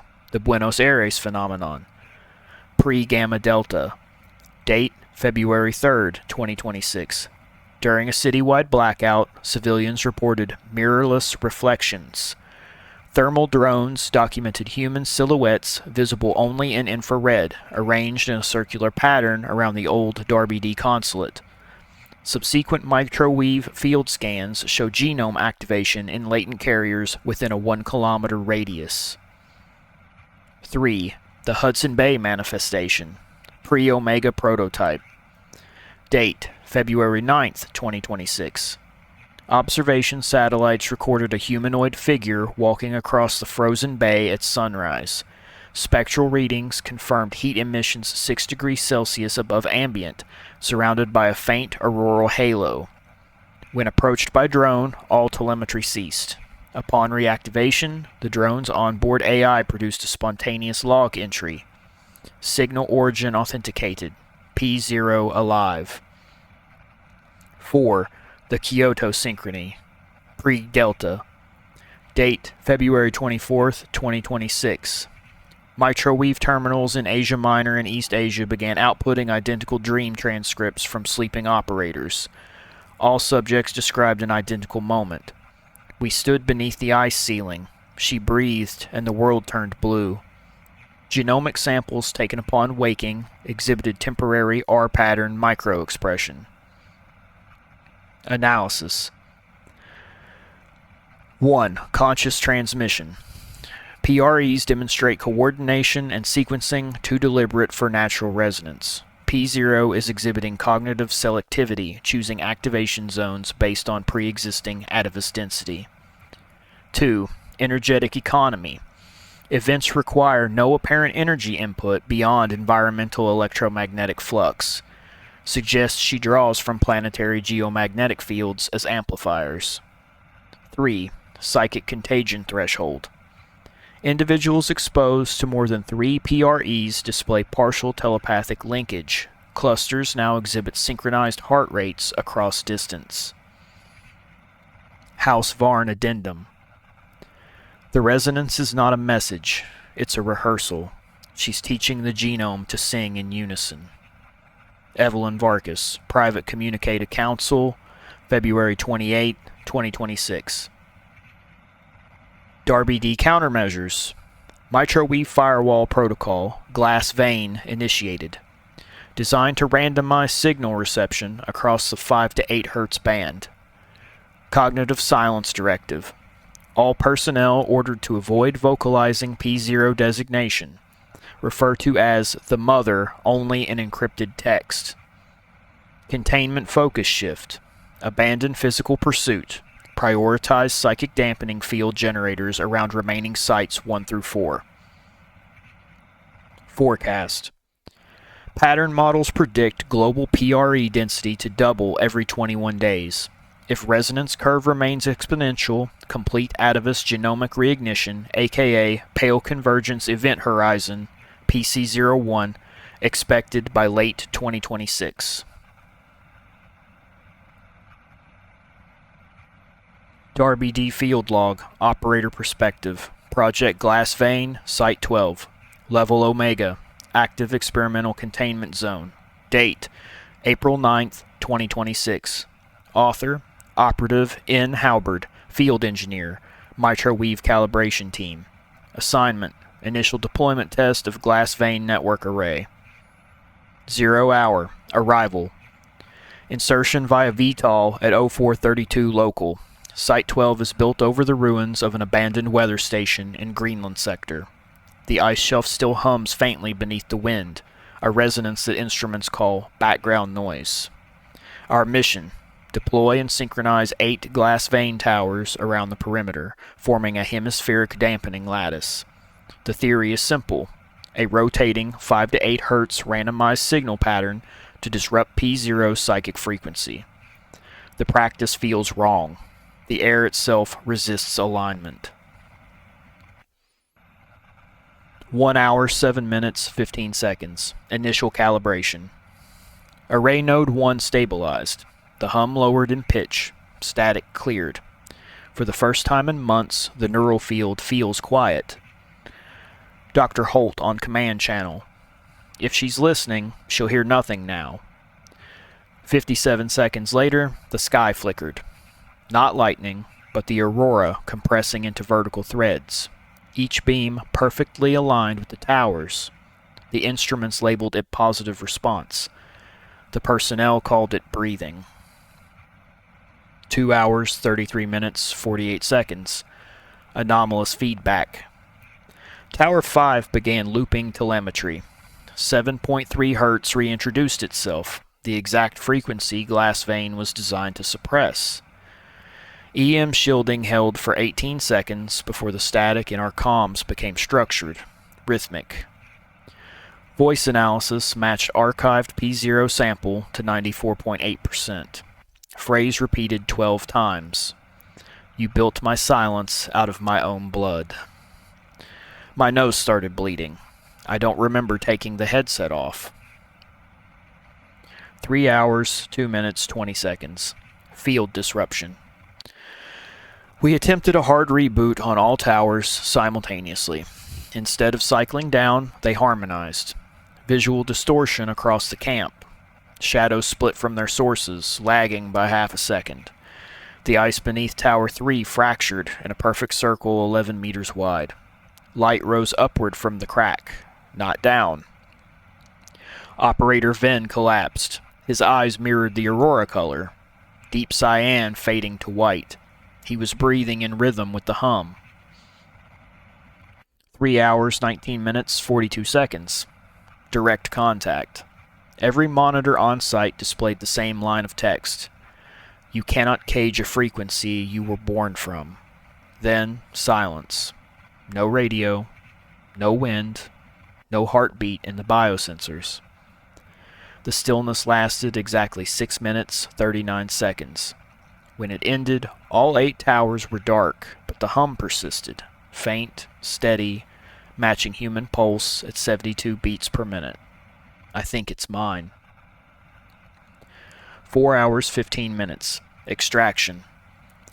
Recovery chopper retrieved surviving personnel. 3 of 7 exhibited spontaneous pattern R micro-expression within 24 hours. My own readings fluctuate. There's something under the skin that wasn't there before. A vibration when I sleep, like someone tapping Morse through bone. Darby D Command classified Site 12 as unsalvageable. Glass vein deemed a psychogenic failure. The lattice didn't block P0. It amplified her, like mirrors arranged in a circle. Closing note, she was waiting for us to listen to our own silence. End of report. Operative N. Halberd, Field Log 3, Project Glass Vein. Status, contaminated but functional. Requesting isolation clearance. Defense Applied Recombination Biology Division. Internal Dossier, Level 6 clearance required. Document ID, SC01 Alpha. Title, The Shadow Concord. Cross-reference, Borealis Termination, Pattern R Survivorship, House Integration Program. Date, May 14th, 2026. Initial drafts circulated as early as February 2026. Compiled by Interim Directorate Liaison Redacted. Distribution, Dr. S. Keller, Dr. A. Marcos, Advisory, Houses Varn, Varkas, and Celine. Executive Synopsis. Following the loss of Site 9 and presumed containment failure of P0 derivatives, the Darby D Directorate entered unsanctioned negotiation with representatives of the old lineage houses. Objective: preserve viable recombination assets, ensure global containment through cooperation rather than conflict, and reconstruct a unified operational front. The resulting framework, codenamed the Shadow Concord, constitutes the first formal alliance between the scientific state apparatus and the hereditary custodians of the Atavus genome. Background context. Collapse of internal cohesion. Post-Borealis inquiries revealed widespread mutiny within Darby D. Surviving personnel either destroyed remaining microwave data or fled with it into private custody. The Directorate was on the verge of implosion. External pressure. Simultaneously, Houses Varn and Varkas initiated discrete recovery operations, retrieving both Pattern R tissues and surviving clones from compromised Darby D facilities. Field evidence suggested House operatives possessed containment technologies exceeding those of the Directorate. Contact event. Initial communication occurred through Operation Stillwater, a proxy channel utilizing former human trafficking networks, the Chains of Flesh. Negotiations culminated aboard the decommissioned research vessel Arcturion in the Barents Sea. Present: Dr. Silas Keller, Darby D Reconstructionist Faction. Dr. Adrian Marcos, Advisor under assumed identity. Evelyn Varkas, Matriarch of House Varkas. Handler Vorn, Emissary of House Varn. An Observer of House Celine, unnamed, suspected empathic capacity. Terms of Accord. Asset consolidation. All surviving Pattern R, Borealis clone, and Mitroweave resonance archives were placed under joint custody within a reconstituted facility, designated Vault Lumen, undisclosed latitude. Darby D provides instrumentation and digital security. The houses maintain biological containment and ritual integrity. Secrecy mandate. Public discovery of any Atavus expression event constitutes an extinction-level breach. Both parties commit to coordinated cover operations, including media misdirection and field sanitization. Shared Research Initiative. Formation of the Pale Convergence Division, tasked with studying spontaneous reactivation in latent carriers. Funding and subjects are to be jointly provided, 40% Darby D, 60% House Consortium. Ethical Clause, symbolic, inserted by Dr. Marcos under the pretext of moral restraint. Neither blood nor algorithm alone shall dictate inheritance. Interpreted differently by each signatory, It remains the only moral statement in the document. Structural reorganization. Darby D personnel now operate as the Directorate, formally independent but covertly managed by House Oversight Councils. Government-facing interfaces are disguised as humanitarian biomedical contractors under the Aegis Foundation umbrella. House holdings have been reclassified as regional biocultural heritage trusts, permitting legal exchange of biological material as ancestral genomic data. This merger effectively erases the boundary between scientific institution and occult blood dynasty. Known outcomes projected. Unified control of the Atavus genome. All surviving known samples, digital or organic, fall under Concord jurisdiction. Emergence of pale resonance zones. Early models predict environmental instability following recombination of datasets. Resonance leakage, now termed the pale convergence phenomenon. Operational risk. Intelligence reports suggest unsanctioned microwave field replication by rogue factions, possibly House Drathi or remnant containment loyalists. Sociopolitical implications. The Concord's secrecy ensures plausible deniability, but establishes a global shadow state, a new priesthood of blood and data. Appended remark, recovered from Dr. Marcos's Marginalia. What began as containment has become communion. We have not bound the blood, we have knelt before it. The Shadow Concord is not an agreement, it is a surrender made beautiful. End of dossier SC-01 Alpha. Cross-reference to Pale Convergence Field Events, Sector C, Resonance Outbreaks. Field Report. Pale Convergence Division. Document ID PC SC C/01. Classification Eyes Only. Level 5. Origin Sector C, Northern Romania. Reporting Officer Operative VAR-07, House Varn Recon Detachment. Date June 19th, 2026. Distribution Directorate Command, House Varn Command, Dr. S. Keller, Dr. A. Marcos, Advisory. Mission Directive. Respond to civilian reports of mass fainting and light anomalies near the disused Petrescu Ironworks, coordinates 46 degrees, 47 minutes north, 24 degrees, 32 minutes east. Initial Darby D biosurveillance registered localized microwave resonance amplitude of greater than 12.4 on resonance index, consistent with spontaneous carrier activation. Objective: contain affected individuals, secure biological samples, prevent civilian or media dissemination. Initial observations. Arrival at 2116 local time. Power grid failure across 4-kilometer radius. Air conductivity elevated. Faint auroral static visible near rooftops. Smell metallic ozone with trace amines. Auditory distortion. Continuous low-frequency hum fluctuating with pulse, approximately 64 Hz. Thermal imaging registered humanoid signatures showing surface temperature 22 degrees Celsius and pulse irregularities. Subjects responsive but disoriented, some repeating fragments of archaic speech, unidentified Balkan Latin phonemes. Incident progression. At 2143, resonance bloom intensified. Witness accounts and helmet cam audio confirm. Visual. Pale filamentary light seeping from pores and ocular vessels.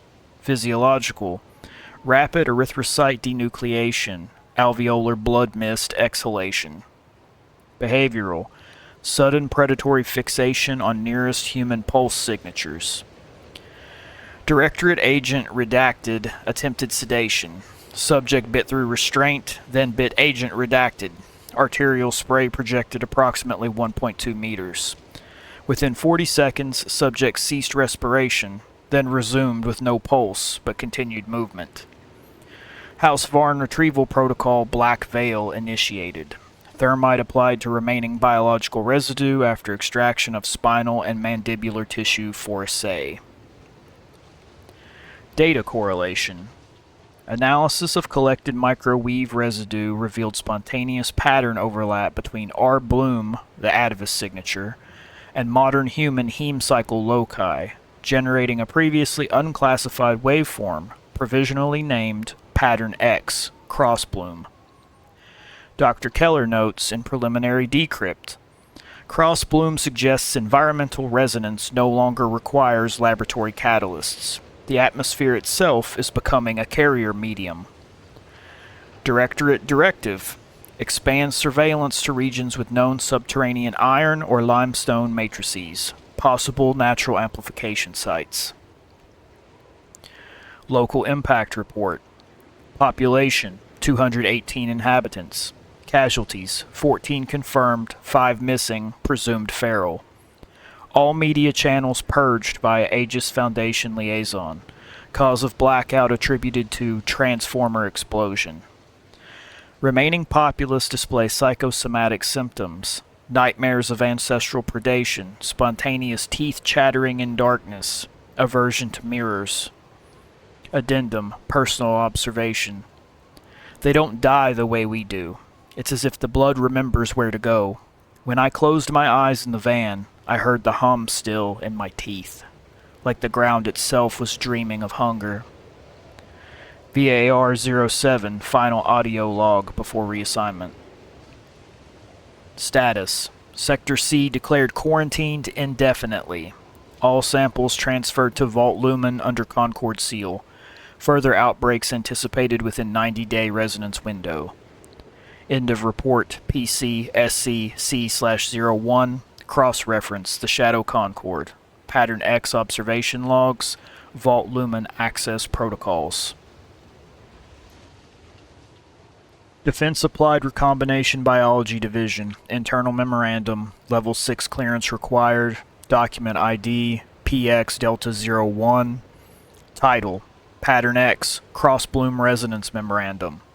Cross-reference PC SC C/01. The Shadow Concord. Vault Lumen series. Date June 27th, 2026. Authored jointly by Dr. S. Keller, Dr. A. Marcos. Distribution Directorate Command, House Varkas, House Varn, Selene Observer. Overview. Preliminary analysis of the Sector C event confirms the spontaneous emergence of an unclassified microwave resonance signature, now designated Pattern X, Cross Bloom. Unlike previous Pattern R expressions, Pattern X does not require an artificial catalyst or blood medium transmission. It propagates through environmental electromagnetic matrices, particularly iron-dense geologies, limestone caverns, and ionized cloud systems. The air itself carries inheritance. Marcos, field margin note. Pattern X is therefore the first aerial Atavus vector, a resonance field that awakens dormant genetic memory without direct contact. Data collection ongoing from active containment Vault Lumen Subchamber X, level Theta. Preliminary results incorporated. Biophysical characteristics. Spectral signature. Dual band emission, 74 to 79 kHz and 1.6 THz, suggests bimodal signal, acoustic and photonic coupling of microwave resonance. Medium of transmission. Atmospheric ions and ground ferromagnetism. Environmental contagion potential. Human response threshold. 0.8 to 1.1 millitesla magnetic flux. Field activation possible near industrial sites. Observed effect, erythrocyte restructuring, hypothermic metabolism, olfactory predation drive, spontaneous Atavus expression. Keller's commentary. We engineered containment around static blood. Pattern X moves like weather. Theoretical framework. Pattern X appears to represent the fusion of ancestral genomic oscillation, Pattern R, and the post-borealis synthetic microwave modulation. In essence, a harmonic between ancient instinct and modern signal processing, a resonance that no longer belongs to any single organism. Dr. Marcos proposes the term phylogenetic field, defining it as a distributed ancestry, the collective memory of predation stored in the biosphere itself. Under this model, every organism with heme-based metabolism is a potential receiver. Containment becomes a matter of atmospheric engineering, not biomedical quarantine. Risk assessment. Atmospheric propagation. Predictive models suggest pattern X fields may expand through stratospheric ion belts, especially during geomagnetic storms. Current Darby-D instruments unable to map density beyond 10 kilometers altitude. Intelligent direction of pattern X fields by the Mother is suspected but unconfirmed. Psychogenic contagion. Non-carriers within affected zones report shared dreams of being chased and hunted by a predator. Suggests noetic response within both resonant and non-resonant minds. Structural collapse of secrecy. Repeated resonance blooms risk civilian visibility. Recommendation: deploy Aegis Foundation Front as international solar weather monitoring agency to mask field data. Convergent hypotheses. Marcos versus Keller. On the origin of pattern X, Dr. Keller proposes it as the result of data recombination post-Borealis. Dr. Marcos posits re-emergence of Atavus microwave resonance field carried by geomagnetism. Dr. Keller suspects transmission by purely electromagnetic propagation, while Dr. Marcos invokes an ontogenic or ancestral memory model. Dr. Keller suggests using a chemical aerosol for atmospheric ion suppression. Dr. Marcos believes that ritualized blood binding at ley line intersections will be effective. Ethical concerns presented by both include the loss of control over human evolution, as well as fulfillment of what Dr. Marcos terms the Atavus return cycle. Their debate remains unresolved. Both agree pattern X represents a threshold event. Conclusion and recommendation. 1. Establish Volt Lumen Subchamber X for continuous resonance capture and analysis. 2. Deploy field detectors in iron and limestone belts across Eastern Europe and Appalachia. 3. Initiate psychological profiling of activated carriers for Phase 2 integration into house command structures. 4. Begin ethical review, Clause 4, Shadow Concord, regarding definition of humanity post-Pattern X. Appended note, handwritten, unsigned, believed Marcos. When the air itself remembers the kill, we have entered the memory of the world. It will dream us forward or devour us trying. End of Memorandum PX Delta 01. Cross-reference Pale Convergence, Volt Lumen, Pattern X Environmental Propagations. Defense Applied Recombination Biology Division, Containment Operations Log, Volt Lumen Facility. Document ID VL Theta 27 Delta Log 01. Subject Case 27 Delta Anka P. Cross-reference PX PSY 27 Delta Pattern X Memorandum Shadow Concord Clause 4. Date range June 22nd, 2026 through July 10th, 2026. Compiled by Lieutenant R. Havel, Volt Lumen Security. Clinical Oversight Dr. E. Varon, Dr. S. Keller, Dr. A. Marcos. Facility Overview. Location Volt Lumen Subchamber X Level Theta. Depth 132 meters. Containment medium triply shielded ferromagnetic isolation cell 7 meter diameter. Atmospheric composition 78% nitrogen, 21% oxygen, 0.8% trace argon, ion field at 0.95 millitesla. Monitoring systems microwave telemetry node array Beta 4, hemodynamic loop sensors, cognitive resonance recorder CRR02. Purpose: observe stability of pattern X expression under sustained isolation. Record noetic interference and environmental resonance feedback. Day-by-day observation highlights. Day 1, June 22nd. Subject placed in chamber theta. Initial resonance baseline 0.07 R bloom. Mild disorientation. No aggression. Requested dark water. Interpreted as need for isolation from light stimuli. Granted low lumen environment. Day 3, June 24th. Noetic field fluctuation synchronized with facility power rhythm, 50 Hz. Hallway lights pulse when subject exhales. Audio transcript log 33. You built your walls out of my breath. Day 6, June 27th. Resonance amplitude peaked at 0.11 R bloom. Instrumentation lagged 3 seconds behind. Physiological vitals nominal. Brainwave pattern entered harmonic with ambient ion field. Dr. Keller ordered suspension of aerosol dampeners. Day 9, June 30th. Staff within 15 meters report intrusive imagery. Subterranean corridors, metallic taste. CRR02 recorded background hum matching 74 kHz carrier of pattern X. Subject remains seated, eyes open, unblinking for 11 hours. Day 12, July 2nd. Atmospheric ionization increased 12%. Frost formation on containment glass despite 18 degrees Celsius ambient. Marcos note. Condensation pattern resembles alveolar lattice. Day 15, July 5th.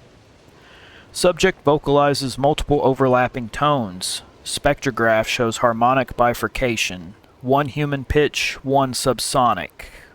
Minus 18 Hz. Security operator Havel collapses. Transient hypoxia. EEG shows mimic of subject's waveform.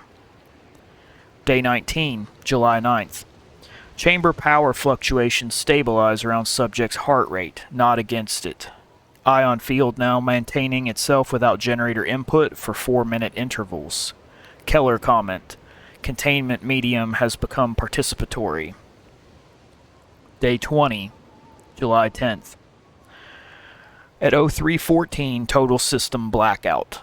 Backup visual feed restored 0316. Subject deceased in central restraint chair. No obvious cause of death, but visible mist outline adhering to inner glass. Thermal signature consistent with ambient temperature. Resonance baseline elevated to 0.19 R bloom. Data analysis. Containment integrity. Formally intact, functionally compromised by synchronization feedback. Energy readings. Facility draws 7% less external power when subject awake. Implies field reciprocity. Psychological effect on staff. Increase in empathy, insomnia, and hunger. Dreams contain identical phrase. The breath of stone. Current status. Subject designated resonant entity Theta 27 Delta. Notable phenomena after July 10th include microwave array continuing to register rhythmic modulation at 74 kHz coming from deceased Theta 27 Delta. Vault lumen access sealed. Recommendation by Directorate. Leave chamber active and observe from remote station. House Varn requested retrieval. Denied under Clause 4, ethical suspension pending. Final note. Recorded voice fragment. Identified source Marcos. Containment was never a wall. It was an invitation for the blood to dream of freedom. End of containment log VL Theta 27 Delta log 01. Private Journal of Dr. Adrian Marcos, undated. Fragments recovered post-Concord. Entry 1. Aftermath. I remember only fragments of the escape from Site 9. The air was heavy with vaporized coolant and the stink of ruptured containment gel. The alarms were no longer alarms. Only a single continuous tone, so low and constant it felt like it lived inside my skull. We were told to evacuate by vector corridor, but the corridors no longer existed. The tunnels buckled inward like paper under heat. Keller vanished somewhere in the chaos. Whether through collapse or extraction, I still cannot say. I made it 12 kilometers north through the permafrost tunnels before Darby D signals ceased entirely. My comm implant burned out.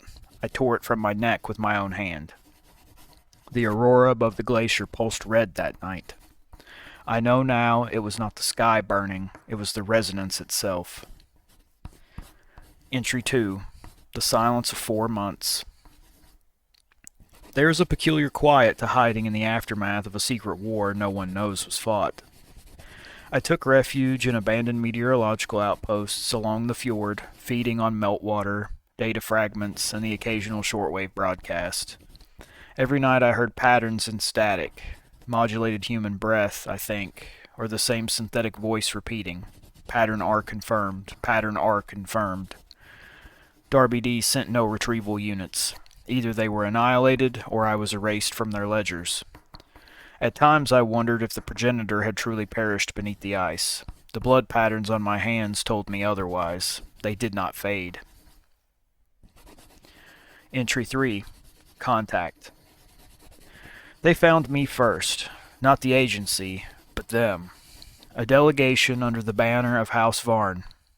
They moved like predators who had learned to mimic the posture of diplomats. The one who spoke called herself Rain. She knew details of Borealis that were classified above even Keller's clearance. She offered protection, resources, and, though unspoken, a kind of belonging. In return, she asked for what remained of my Mitroweave archives. I refused at first. Then she spoke a name that no human should have known. P0. Entry 4. The Blood Accord. Months passed in negotiation and suspicion. They did not kill me. That alone was remarkable. I was relocated under their protection to an island facility. Not one of their grand citadels, but a neutral ground. There I met others, estranged Darby D remnants, independent geneticists, even a few who had once called themselves hunters. Together we began the first phase of what they termed the Shadow Concord. It was not peace, it was recognition, that extinction serves neither predator nor prey. They called upon me to serve as interpreter between the empirical and the ancestral, to explain to their elders the language of code and coil, and to translate to the remaining scientists the language of hunger and inheritance. Entry 5. Return. When I looked into the mirrored surface of the Concord chamber, obsidian polished to a depthless black, I saw my reflection fracture. In one face, I saw the archaeologist who once lectured on ritual burials. In the other, something born from the ice and the blood it preserved. I am no longer certain which of them writes these words, but I know this. The Shadow Concord is only the beginning. The houses no longer hide entirely in myth, and the remnants of Darby D hunger for relevance. Between them stands a fragile thing, an agreement, a truce written in the language of resonance and survival, and I, Adrian Marcos, once dead, now walk again beneath their shadow. Entry 6. Resonance Medium Trials. The houses insisted I resume research on resonance propagation, but not under the sterile gaze of Darby D oversight. Here, the methodology is intuitive, guided by instinct more than calibration. Their laboratories resemble sanctuaries, dark halls where blood samples and crystal matrices are arrayed side by side, where chants accompany centrifuge hums. I began work on an interface they call the resonant medium, an apparatus designed to visualize Atavus inheritance as patterns of refracted light in a suspended heme solution. In Darby D, this would have been dismissed as metaphysical indulgence. Here, it produced measurable data. The light bends, not randomly, but rhythmically, in response to the pulse of nearby inheritors. Living patterns, coherent resonance. It is as if the blood itself remembers. Entry 7. Reflections on the Divide. Science is a language built to describe order. The houses speak a language built to preserve it through predation. In the space between those two lexicons lies something unspeakably ancient. I find myself drifting between these poles. The scientist in me still catalogs and records, while another part, awakened during Borealis, feels the pulse beneath analysis, as though the act of understanding desecrates the sacred. Keller would call this contamination. Rain calls it awakening. I am uncertain which of them is right. Entry 8. Communion Experiment 3. Subject: Resonant medium interaction with living Atavus tissue. When exposed to the heme lattice solution, the sample began emitting low-frequency vibrations. The waveform was identical to that recorded at Site 9 during P0's containment breach, suggesting the progenitor's resonance was not unique, but archetypal. After 20 minutes, the medium began to solidify into crystalline filaments. When I touched them, I saw faces. Not hallucinations, eidetic projections stored within the resonance field itself, a living archive of inherited memory. The houses whispered that I had opened the ancestral lattice. I have not decided whether to fear or pursue it. Entry 9. The Dissonance. I dreamed of Keller last night. He stood at the edge of a frozen sea, holding a shard of obsidian that pulsed like a heart. He said nothing, but I knew his meaning. You crossed the line we swore never to cross. He is right, of course. But perhaps the line itself was the lie. The progenitor was never about the origin of our kind, but the continuation of an impulse older than humanity, the hunger to endure by consuming the past. Entry 10. The Concord's True Face. Tonight I was invited to witness the sealing of the first Shadow Concord Charter. The houses gathered under low red light, human representatives standing among them. Darby D's remnants wearing expressions of reverent disbelief. A single clause was repeated aloud. The blood that remembers will not be destroyed, nor diluted. It will be guided. I wonder who among us still believes that guidance is possible. The Atavus have survived every extinction event, not by adaptation, but by concealment. Now, with me as their bridge, they are learning disclosure. It feels like heresy. It feels like evolution. Self-experimentation phase. Fragments dated approximately 6 months after the signing of the Shadow Concord Charter. Entry 11. Baseline Analysis. Rain pressed me for weeks to undergo sequencing. She phrased it as due diligence, but her eyes betrayed curiosity, or perhaps fear. When I finally consented, the microweave assay was performed using the Concord's own lattice array. Result: pattern C resonance, weakly expressed, with trace bloom characteristics. By Darby D standards, this would qualify as carrier latent. I stared at the printout for a long time. The weave patterns resembled the aurora arcs I saw above Site 9. Elegant, luminous, and unmistakably alive. I have spent years dissecting this inheritance in others, only to find it whispering in my own blood. The question is not how I acquired it. The question is how long it has been awake.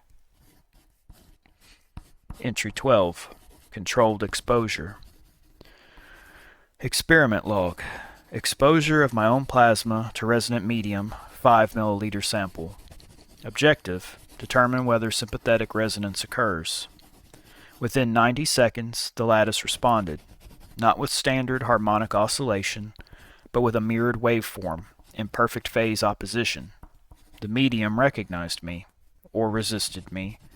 The boundary between those states is thin. My body temperature dropped 2 degrees within an hour, pulse irregular, visual acuity heightened. Rain said nothing when she saw the change, but I saw the flicker in her pupils, the involuntary dilation that Atavus experienced when scenting kin. Entry 13. The Mirror Test. They say the Atavus see differently in the mirror. Light bends, edges smear. It is not absence they perceive, but a multiplicity, the ghost of all the selves encoded in the blood. Tonight I looked into the obsidian panel in my lab. My reflection stuttered, then split. One figure stood motionless, the other breathed. I have confirmed my status as carrier active. The resonance is awake, and it recognizes its origin in me. I am both observer and specimen now, and there is no going back to objectivity. Entry 14. The Awakening. Dreams have become indistinguishable from data streams. I perceive signals even in silence, the pulse of others across the Concord, low and rhythmic, like whale song beneath ice. Their presence is not heard, but felt, threaded through marrow. Keller warned me years ago that obsession creates proximity. He was right. Proximity, however, is not infection. It is inheritance. I am no longer sure if the progenitor created us, or simply remembered us into being. Entry 15. Reflections before disclosure. The Council wishes to make my status known. They believe it will solidify the Concord's trust between houses and human remnants. I suspect they want to see if I will still be regarded as one of them. It no longer matters.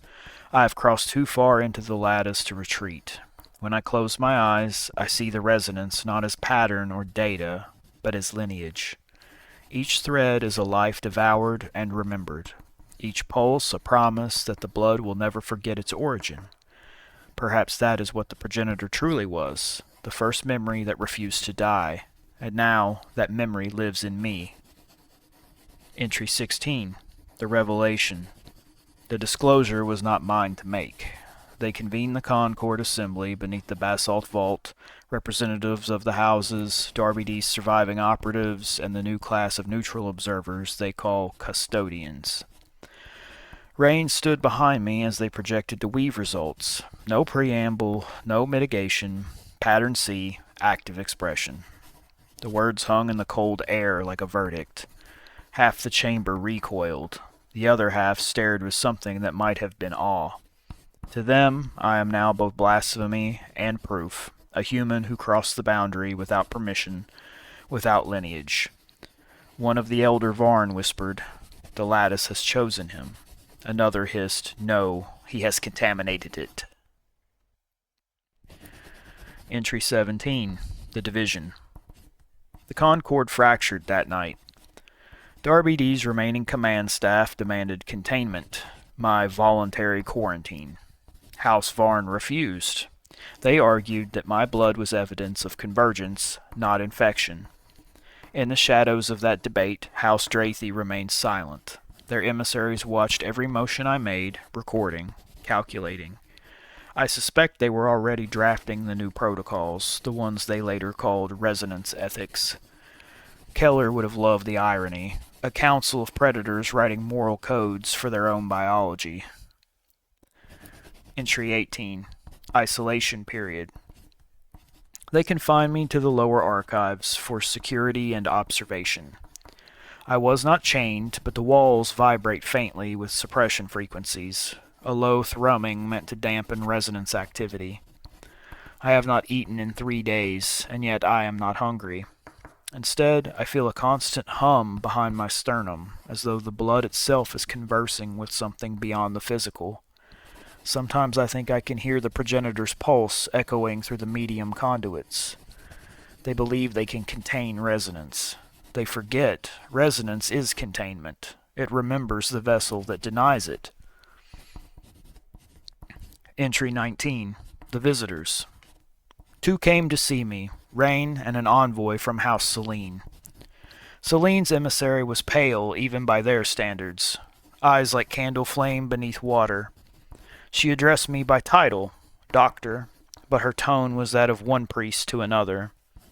She told me that among her house they do not call this infection, but awakening. She believes the progenitor's memory is reassembling itself across the carriers, fragments of a singular consciousness returning to coherence. I asked her if that meant I was becoming something other than myself. She smiled gently. You always were. Entry 20. The Concord reformed. Weeks later, the Shadow Concord reconvened. A new clause was added to the charter, authored jointly by House Varn and the custodians. Those who bear the residence, whether by inheritance or discovery, shall not be hunted nor hidden, but studied and remembered. I am permitted to continue my work, though under observation. Darby-D's remnants have withdrawn, taking their data and their fear with them. The houses remain divided, yes, but now bound by curiosity as much as necessity. I have become their proof of concept that the human and the Atavus were never two species, but one continuity. The predator remembering its prey, the prey remembering its predator. And in the lattice between them, I stand, the echo of both. Unclassified Executive Summary. Incident Response Team. Unit After Action Report, AAR-47. Location, Biel Herculane, Romania. Date, 5 months after P0 breach. Classification, R-tier event, internal eyes only, do not disseminate. Pre-event context. Response Team IRT-4, call sign Frostline, deployed following multiple reports from local gendarmerie of synchronized civilian collapses, sensory distress, and unexplained hypothermic signatures observed in warm weather conditions. Initial assessment was mass poisoning or chemical exposure. However, satellite thermal analytics detected multiple anomalously cold human signatures moving unpredictably prior to the event. Darby-D remnants later confirmed these were early-stage inheritors undergoing acute resonance activation. Audio log excerpts, body cam feed. 1604-11, Lieutenant Dumitru. Central, we're entering the lower district now. Civilians are disoriented but responsive. Some are... Hold on. Why is it so quiet? The whole street just stopped. 1604-37, Sergeant Olaru. Temperatures dropping 5 degrees. Thermals glitching. Getting artifacting. White spikes. Never seen that from urban heat islands. 1605-09, Lieutenant Dumitru. Team, helmet sealed. Something's radiating. 1606-12, Private First Class Levente. Sir, that woman, her pupils. Christ, that's not drug dilation. Camera shows a middle-aged woman standing unsteadily, pupils fully dilated, sclera bloodshot, breath visible despite high humidity, skin pallid. 1606-28, unknown civilian. Do you hear it? Audio captures a warbling distortion not perceived by operators, indicating inheritor-specific auditory intrusion. Event onset, 1607-55. 3 civilians collapse simultaneously, clutching their temples. Vitals crash, then spike. No toxins detected. 1608-30. EM distortion wave hits the district. Optical systems flash white. Thermal imagers fail. 1608-58. Activation behavior observed in civilian female, later designated Subject V1. Exhibits trembling, hypothermia, vein prominence, and disorientation. Appears to orient herself toward an unseen distant vector. V1 unprompted. It's calling. First hostile contact. Subject V3. 1610-41. Civilian male, Christian Moraru, rises with abnormal coordination and speed.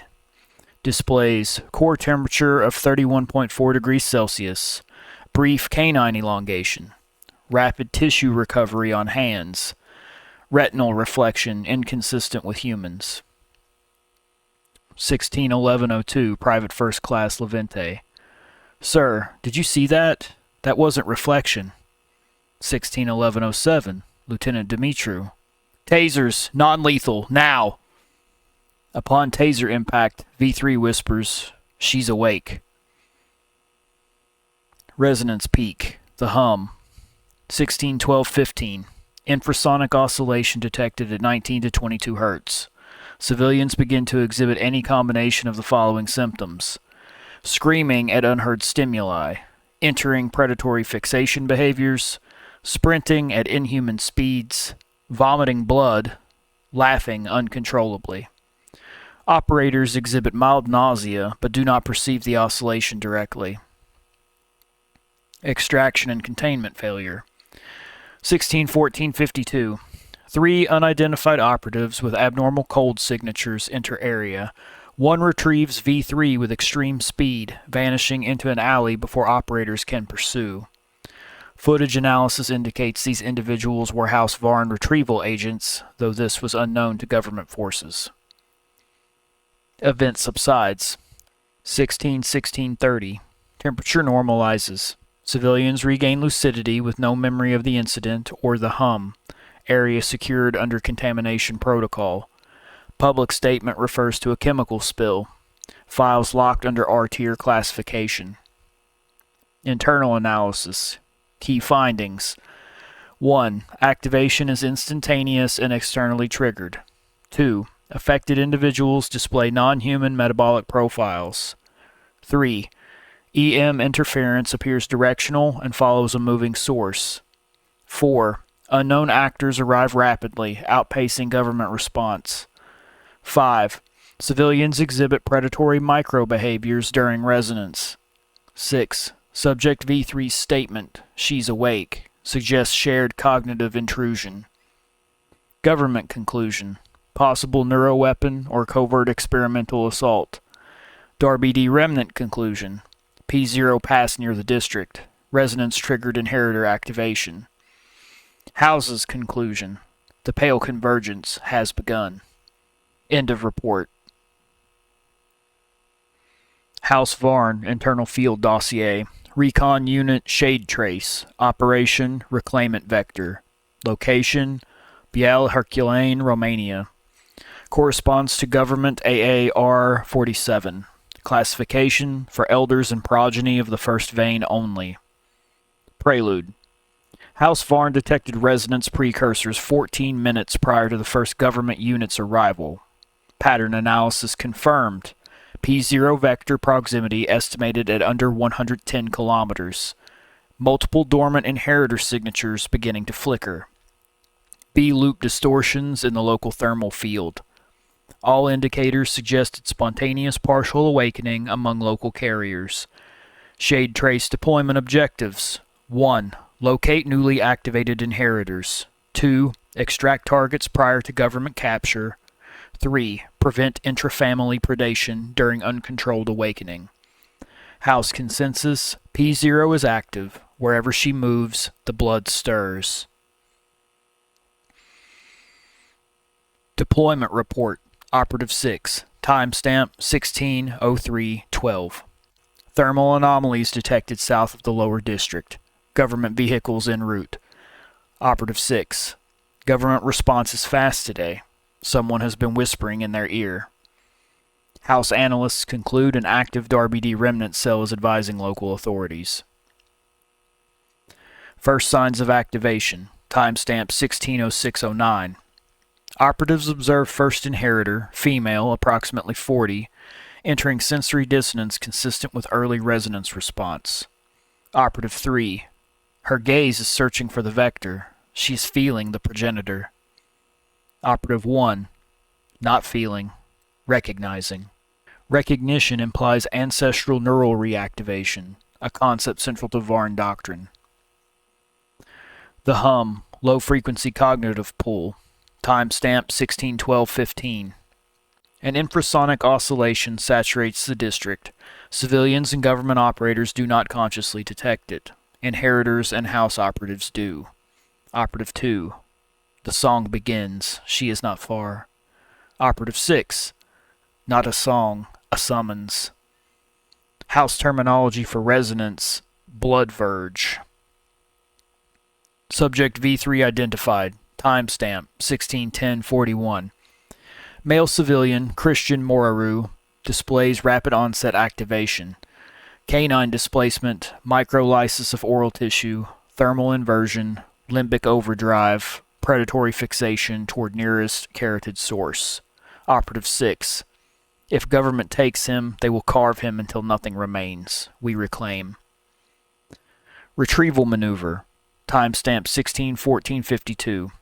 Government body cams record blurred figures. House Varn identifies this as a standard 3-point veil step maneuver. Operative 6 initiates kinetic misdirection. Operative 2 induces EM flutter to suppress cameras. Operative 1 secures Subject V3 and relocates via rapid vector shift. Operative 1. Subject compliant after taser strike. Heart irregular but stabilizing. Whispered acknowledgement of her waking. He is aware. Government interference. Government response interpreted as chemical spill, coordinated psychosis, possible neuroweapon. Operative 6. They think this is done to them, not born from them. House doctrine forbids unnecessary engagement. Extraction proceeds without incident. Post-extraction assessment of Subject V3. Subject displays incomplete transformation, proximity-only resonance. No direct contact with P0. Partial ancestral recall. She's awake. Heightened olfactory mapping. Enhanced limbic response. Suppressed human metabolic pathways.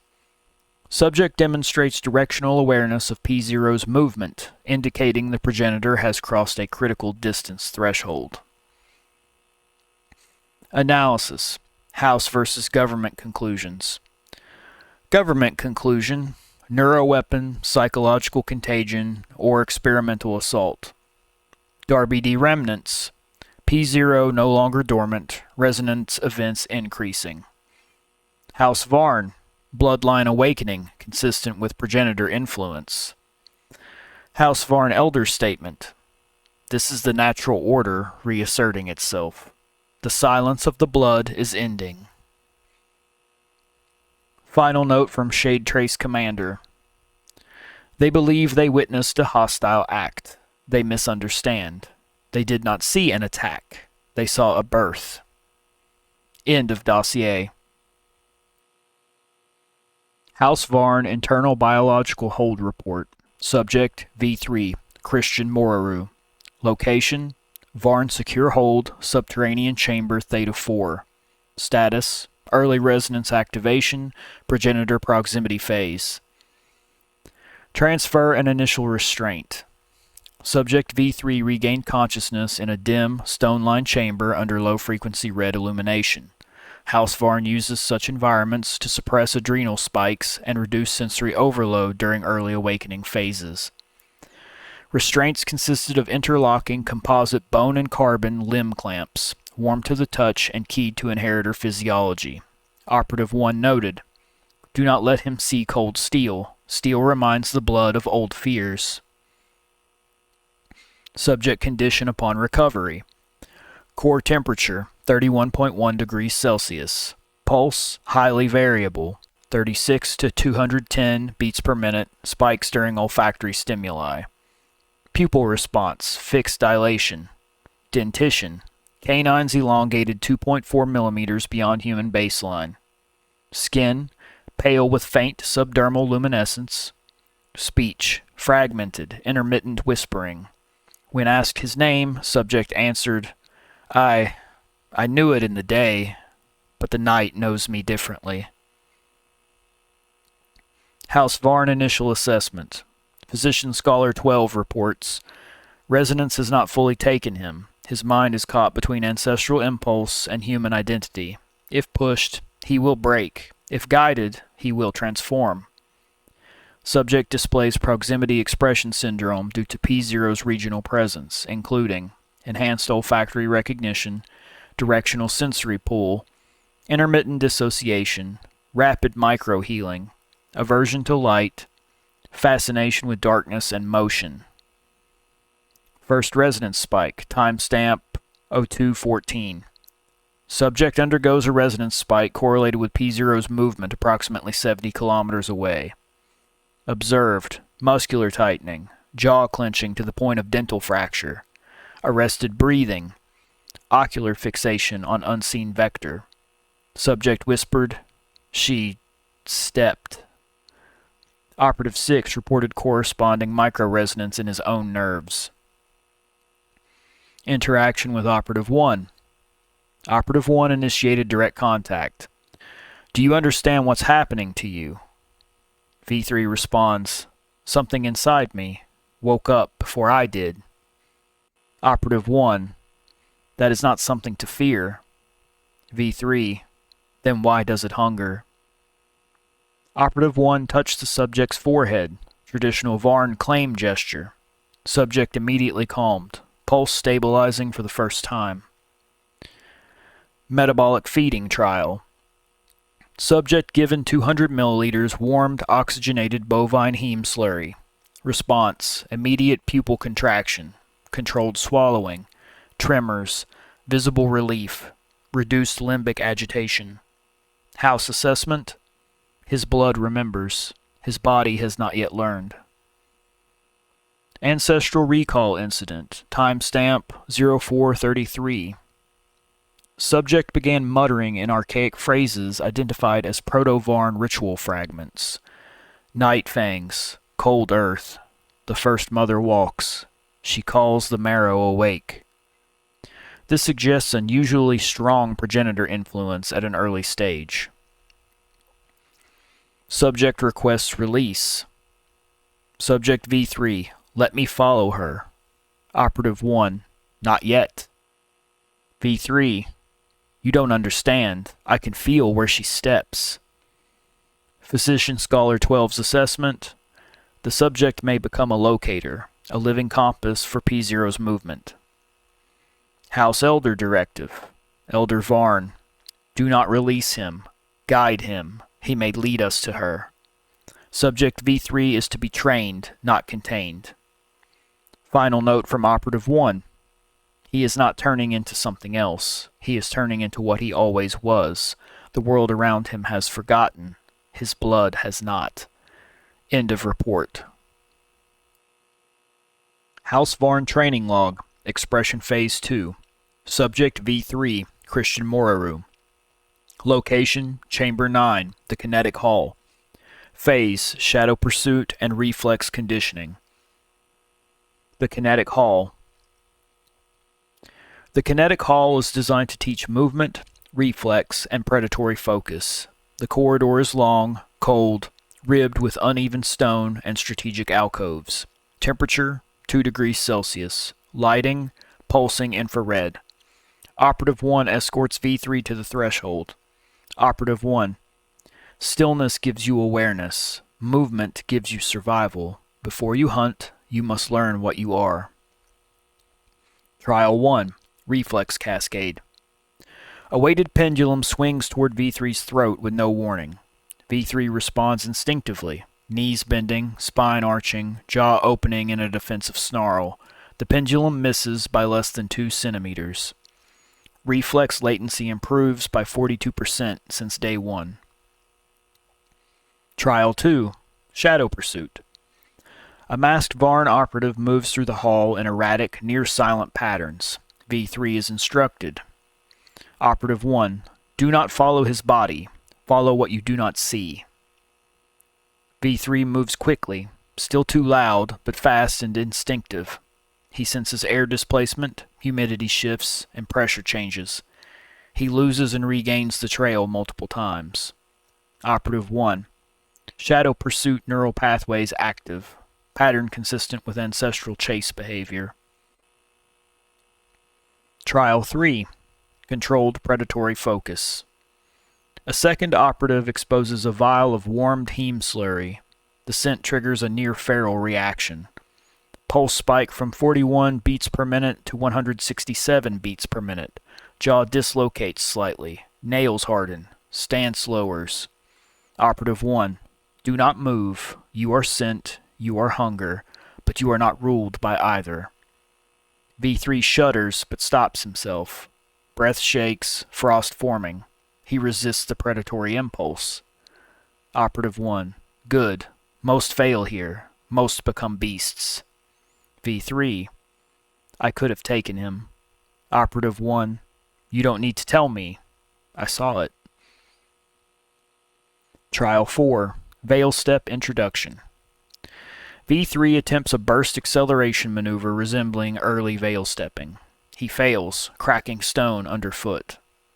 Observations: muscular torque above baseline, misfiring proprioception, hypothermic limb aura, energy dispersal rather than channeling. Operative 1, early veil trace behavior, encouraging.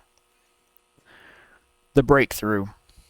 A hidden operative approaches from behind. V3 does not turn or look. He simply raises his hand and catches the operative's wrist mid-stride, flawlessly. V3, I knew you were there.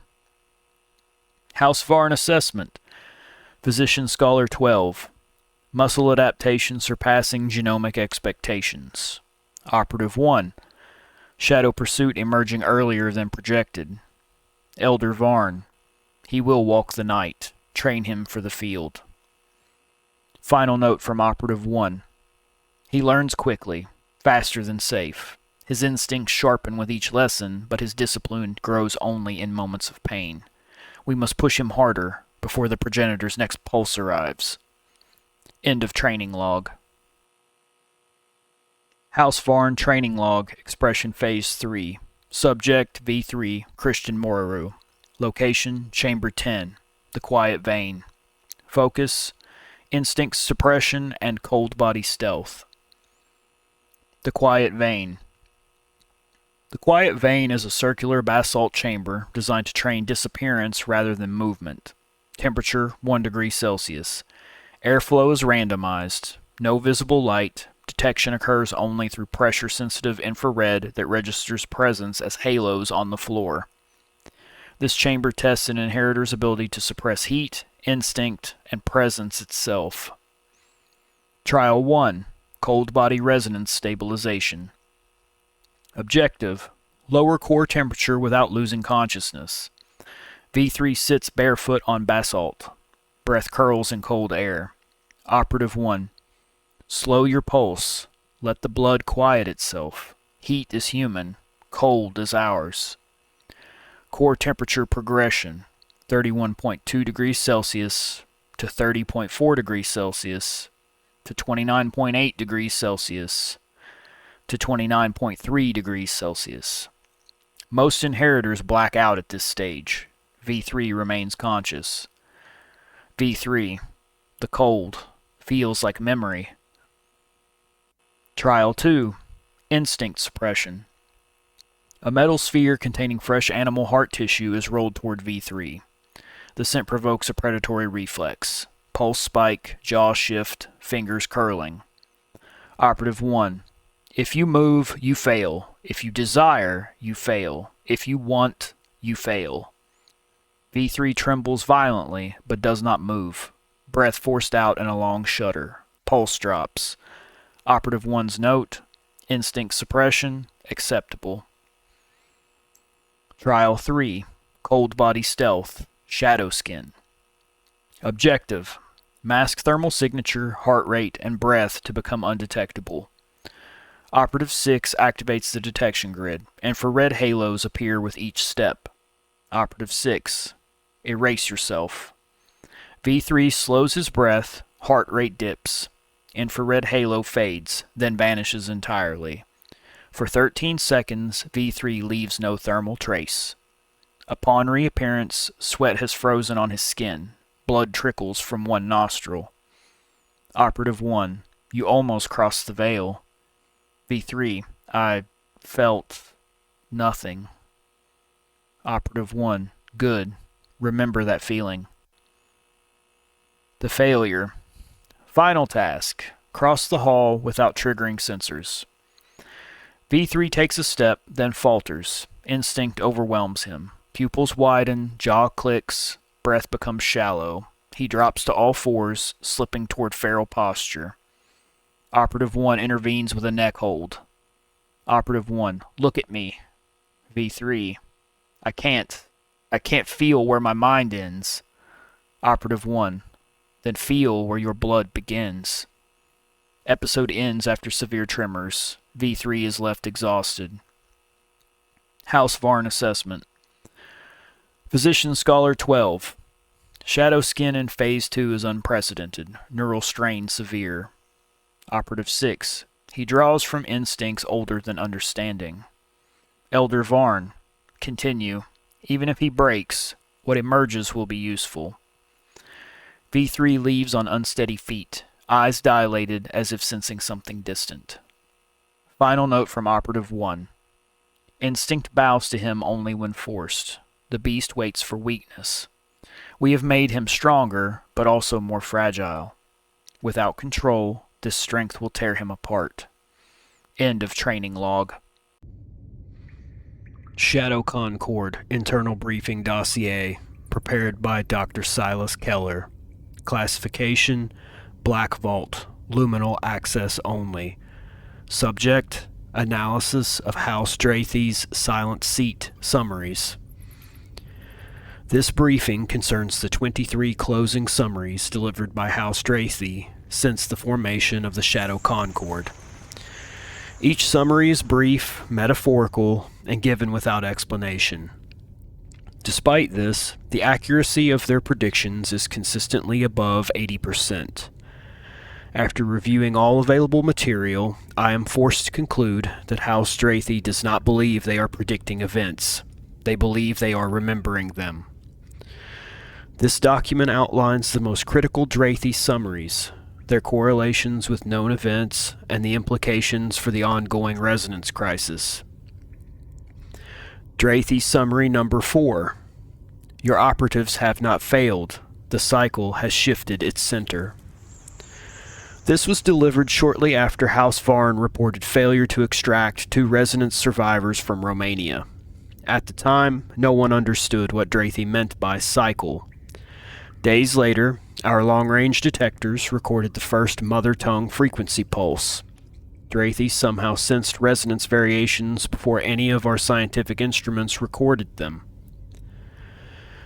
Drathe Summary Number 7. Containment is already breached. You simply have not found the hole. At the time, P0 had slipped satellite tracking and was presumed to be avoiding detection. 2 weeks after this summary, spontaneous carrier activations erupted across multiple cities. Drathe's warning implied a non-physical containment breach, one operating across resonance fields rather than geography. Our later analysis confirmed that low-amplitude resonance can destabilize latent carriers without direct contact. Drathe Summary Number 11. He is not your asset anymore. This was spoken in response to Varn's report on Subject V3, Christian Moraru. At the time, Moraru showed no outward signs of expression, though internal instability was noted. 5 days later, he manifested shadow skin for the first time and developed proximity-based resonance sensitivity to P0. Drathe had no access to Varn's internal training timeline. Their awareness of Moraru's impending breakthrough should not have been possible. Drathe Summary Number 15. The mother does not flee, she prepares. For months, the Concord believed P0 was fleeing, erratically moving to avoid detection. Drathe contradicted this outright. Subsequent microwave comparisons revealed rising pattern complexity, consistent with an organism preparing for a major biological or behavioral phase shift. P0 was not running. She was completing a step in a larger cycle. Drathe Summary Number 19. Your maps are wrong. The shadow is not cast, it grows. This was delivered during an attempt to chart resonance stability zones and predict safe regions. Within 10 days, resonance spread to 6 new territories without any verified P0 movement. Dream resonance incidents began around the same time. House Selene reported widespread disturbances in their operatives. Drathe's warning implied that resonance is not a byproduct of P0's location. It is a growth phenomenon, expanding independently of her physical presence. Patterns across all summaries show a consistent cluster of conceptual terms: cycle, threshold, shadow, preparation, shifting centers, and growth versus cast. These terms map directly onto telemetry changes recorded weeks after each meeting. Drathey's language correlates too strongly, too consistently, to be coincidence. The strategic implication is clear. Drathey has an information advantage that no house or human institution currently matches. Whether this comes from ancestral biological pathways, proprietary resonance sensing methods, or something else entirely remains unknown. Based on all available data, I submit the following recommendations. First, we must gain access to Drathey's deep archives. Their predictive accuracy borders on preternatural. Second, the quiet marker operative must be tracked at all times. Their presence at multiple activation sites is statistically impossible to dismiss as coincidence. Third, Darby D should establish a joint committee with House Selene to compare dream convergence incidents with mother tongue frequency pulses. Fourth, we must assume P0's behavior is intentional, not instinctual. Fifth, the Concord must decipher the meaning of the cycle threshold before it arrives. House Drathey's last unscheduled transmission concluded with a message that should concern every member of the Shadow Concord. When the threshold is crossed, the Concord becomes memory. End of briefing. No one expected House Drathey and House Selene to work together. For centuries, they stood at opposite ends of Atavus philosophy. Drathey with their stone archives, cold analysis, and obsession with ancient patterns. Selene with their dreaming oracles, psychic attunement, and their unnervingly intimate understanding of the subconscious realms. They viewed one another with distrust, disdain, contempt even. But P0 changed everything. After the escape of the progenitor, after the first resonance shockwaves rippled across Europe and then the world, both houses began to feel the same strange pressure. It wasn't physical. It wasn't psychic. It was something deeper, something old, something the Concord would eventually call the mother tongue frequency. And then came the other phenomenon, the dreams. Selene operatives began collapsing into shared nightmares that were not nightmares at all, but windows into something moving beneath consciousness itself, the dream convergence. These two events, biological resonance and shared dream intrusion, should have belonged to two different worlds, but they didn't. They were two halves of the same voice, and Drathey was the first to acknowledge it. During a Shadow Concord session, Varn and Varkas bickered about border failures and containment strategies. Darby D talked about satellite gaps and signal loss. It was then, at the very end of the meeting, that Drathey's silent seat spoke a sentence that froze the entire room. What does she say in the dreams? The Selene delegation stared at Drathey in disbelief. No one else in the Concord even knew dreams were involved. Something inside Drathey already knew, or remembered. That was the moment the alliance began. The Selene Dreamworkers came forward first. They described the convergence, shared imagery, paralysis, a presence in the dark, a voice, soft but immense, older than language itself. Drathey listened without blinking. They didn't accuse Selene of mysticism. They didn't scoff at visions or dream stuff. Instead, they asked about phonetic structure. And something extraordinary happened. The sketches, the sounds, the half-remembered syllables from the dreams, they matched Drathey's pre-linguistic inscriptions, patterns carved into bloodstone tablets thousands of years old. Selene's nightmares were speaking in a language Drathey had been trying to decode for centuries. The two houses built a joint hypothesis. The mother tongue frequency was the carrier signal, biological, measurable, physical. The dream convergence was the message encoded within it. No wonder neither house could make sense of their half alone. To test the theory, Drathey took an unprecedented step.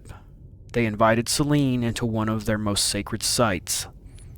Deep beneath an abandoned monastery, beneath layers of stone, bone, and ritual geometry, sat the bilateral chamber, a room designed by early Atavus ancestors to enhance pattern perception.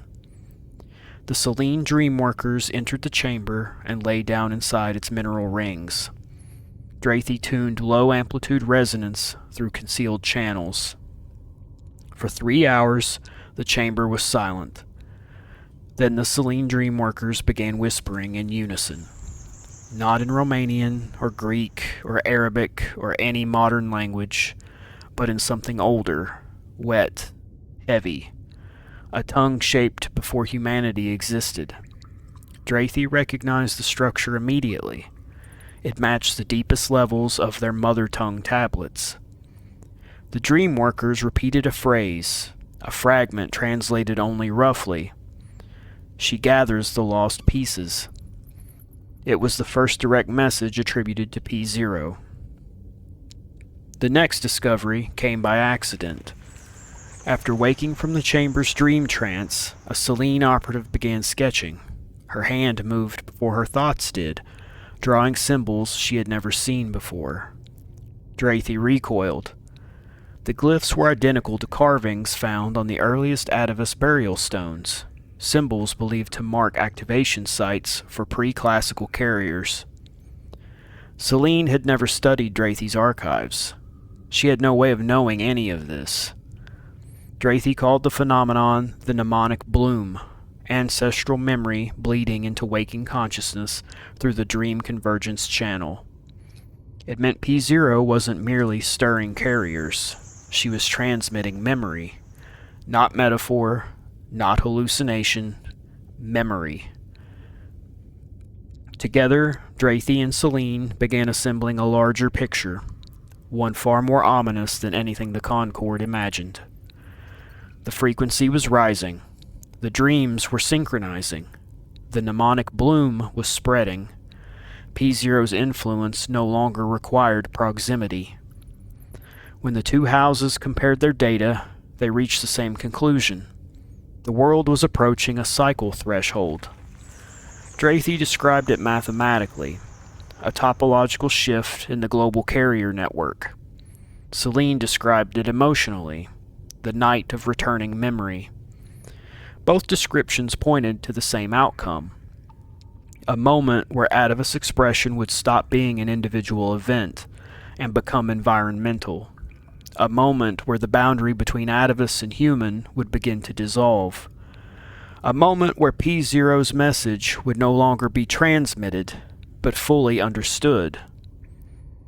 The other houses would eventually learn of this cooperation, and when they did, they were terrified. Varn feared Drathi and Celine together could predict the next resonance event before it happened. Varkas feared this alliance undermined the doctrine of blood sovereignty. Darby D feared something worse, that Drathi and Celine might already understand P0, and that the Concord was months, maybe weeks, behind. But for now, the alliance remains quiet, secret, growing, because Drathi and Celine know something the others don't. P0 is not wandering, she is not fleeing, she is preparing, and the frequency and the dream are converging. The breakthrough came just after midnight. Storms were rolling over the Carpathians, low thunder pulsing like a heartbeat against the stone bulwarks of the Drathi enclave. Deep below, far beneath the abandoned fortress, beneath the ritual tunnels, beneath the archives carved long before the houses took their names, the bilateral chamber awaited. A single Celine dreamworker lay in its center, her breath shallow, her fingers twitching like spider legs as the resonance coils hummed to life. 3 Drathi archivists watched from the perimeter, their faces lit only by the amber pulse of bloodstone lanterns. Tonight would be different. They all felt it. For weeks, mother tongue pulses had been rising in complexity. The dream convergence had grown more synchronized, dreams overlapping across vast distances. and after the last Concord session, both houses had agreed, quietly, secretly, that the next chamber cycle might contain enough density for a complete message. If P0 was preparing something, this would be the night she spoke. The coils activated. The frequency thrummed. The dream worker inhaled sharply, then fell perfectly still. Minutes passed. Then the convergence began. Her body tensed. Her eyes fluttered beneath the lids. Symbols began to bloom across her thoughts. Images Drathie could only partially interpret. Glyphs, bone patterns, archaic markers of lineage and hunger and memory. The frequency surged. Her lips parted, and a voice that was not her own filled the chamber. It was not a scream, nor a whisper. It was not language, nor music. It was something older, something carved into the marrow of the Atavus genome itself.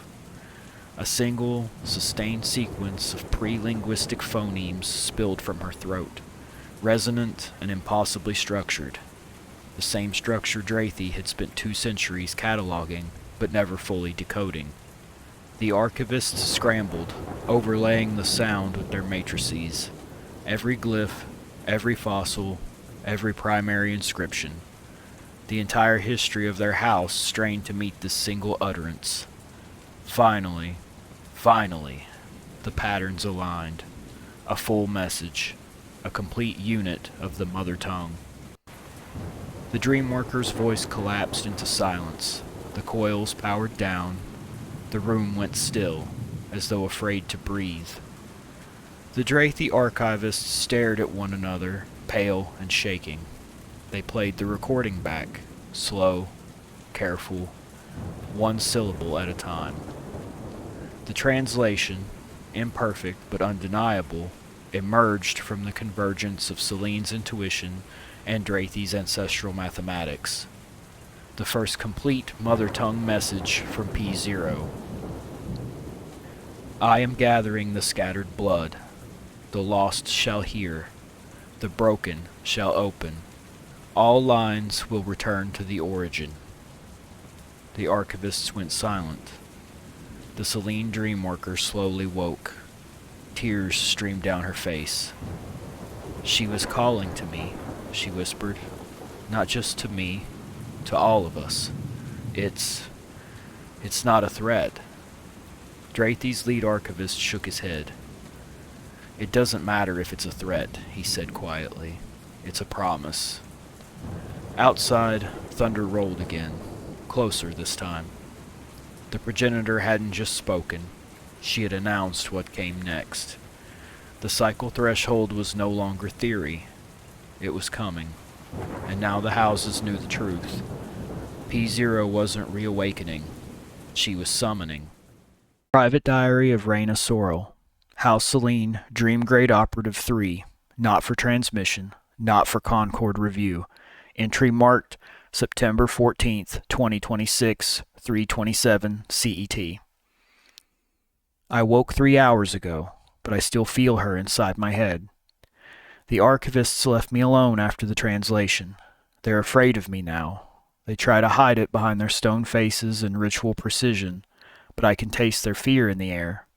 The Drathie always smell like dust and old bones, but tonight they smelled like something else, like prey. I don't know how to write what happened in the chamber. I don't think language was meant for it. I don't think I was meant for it. But if I don't put something down, I'm afraid the memory won't stay contained. It might spread, the way the mnemonic bloom has already begun spreading through my dreams. So I'll try. When the frequency rose, I didn't fall asleep. I fell backward. Not into darkness, not into a dream, but into something older. Older than dreaming, older than thought. There was a corridor of bone, walls made of memory instead of matter, shapes crawling underneath the surface like insects waiting to hatch. Every corridor led inward, always inward, and in the center, she waited. I didn't see her, not directly, but the presence was unmistakable. Massive, cold, a gravitational pull made of blood and inheritance. I wasn't afraid at first. That came later. The first emotion I felt was recognition, like remembering a mother's face you've never seen. It didn't sound like anything. It wasn't a vibration in the air or a whisper in my mind. It was a pressure, a shifting in the architecture of who I am. And then it became syllables, harsh, wet, prehistoric syllables, shaped from the first instincts of our species, the mother tongue. I could still hear it under my skin, like a second heartbeat. She said, "I am gathering the scattered blood." And I felt it, threads pulling taut, something waking in the marrow of every latent carrier. The lost shall hear. My scalp went cold. Somewhere, far away, people I have never met must have turned in their sleep at the same moment. The broken shall open. This line made my stomach twist. I still don't know what she meant. Not fully. All lines will return to the origin. The chamber cracked when this word hit the air. Origin. The lanterns flickered. The dream folded. And I gasped awake. When they helped me sit up, I realized I was crying. Not from fear, not from pain, from recognition.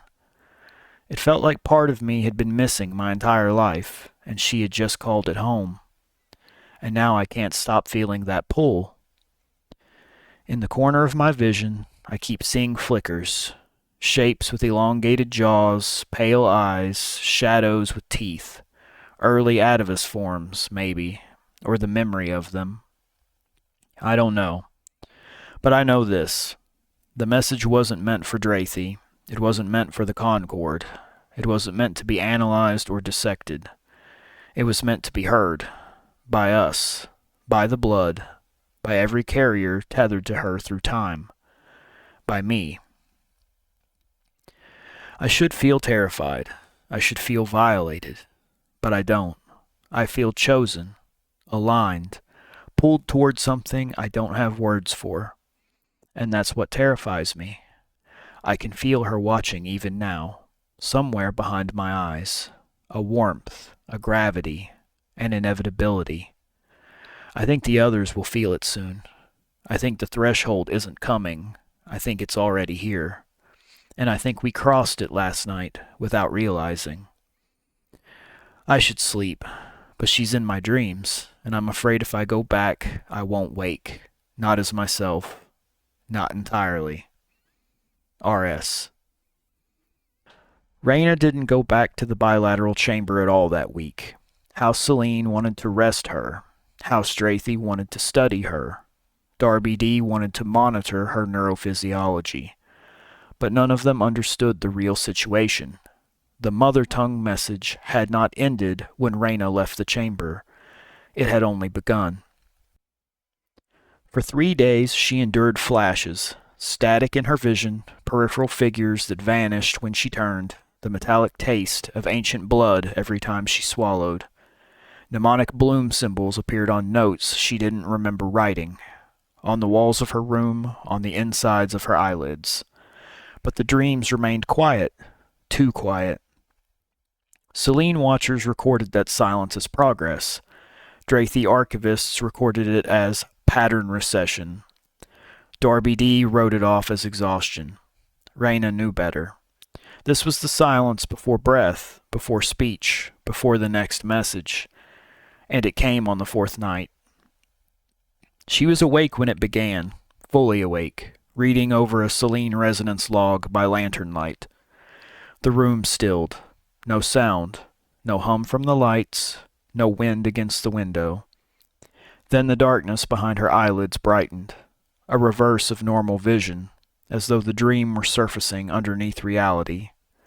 She fell backward again, but this time there was no corridor, no bone, no ancient architecture. She dropped into a void of warm red light, pulsing like breath. She felt weightless, suspended in a place without horizon or ground. Her voice didn't work. Her breath didn't move. And then she felt the presence, closer, clearer, more defined than before. The mother, not a silhouette, not an impression, a shape, tall, inhuman, bones arranged in a logic older than anatomy, skin like waxed stone, teeth like polished obsidian, eyes, no whites, no pupils, just two dark orbs. Raina tried to look away. Her neck wouldn't obey. The figure spoke without opening its mouth. The second message did not strike like the first. It entered her, slipping between thought and instinct, coiling around her identity until she could not tell where she ended and it began. Words formed, a full sequence, not merely a sentence, a command. In the mother tongue, "You will wake the ones who sleep. You will open the sealed blood. The hollow lines belong to me." Raina convulsed. Her vision snapped, the void twisting like torn fabric. The figure leaned closer, so close her skin burned from the proximity. More words. "Speak what I give you. Carry what I return. Call the scattered home." The mother lifted a hand, its fingers too long, its knuckles bending wrong, and pressed it to Raina's chest. Her heart stopped, just for a moment, long enough for her to feel the echo. Not her heartbeat, P0's. Then the dream shattered. Raina woke on the stone floor beside her bed. Her nails had carved mnemonic bloom glyphs into her arms. Her pulse was irregular, beating in a stuttering double rhythm. Her vision was tinted red around the edges. And worst of all, she was speaking when she woke, not in her own voice, not in any human voice, in the mother tongue. A continuous stream, mourning and triumphant and hungry all at once. Selene watchers burst into the room. Drathi archivists followed seconds later. Darby D. medics arrived behind them. None could get her attention. Her eyes glowed faintly. Her breath synced with something none of them could hear. One of the watchers whispered, horrified, "She's broadcasting." And they were right. This wasn't a dream message. It wasn't even an internal effect. Raina was transmitting a live mother tongue pulse from her waking body, without chamber amplification, without resonance equipment. A human Atavus hybrid mind echoing P0's voice into the world. The second contact event had begun, and the threshold was no longer abstract. The mother had chosen a herald, and she had started using her. They isolated Raina Sorrel in one of House Drathi's sub-vaults, a chamber older than the houses themselves.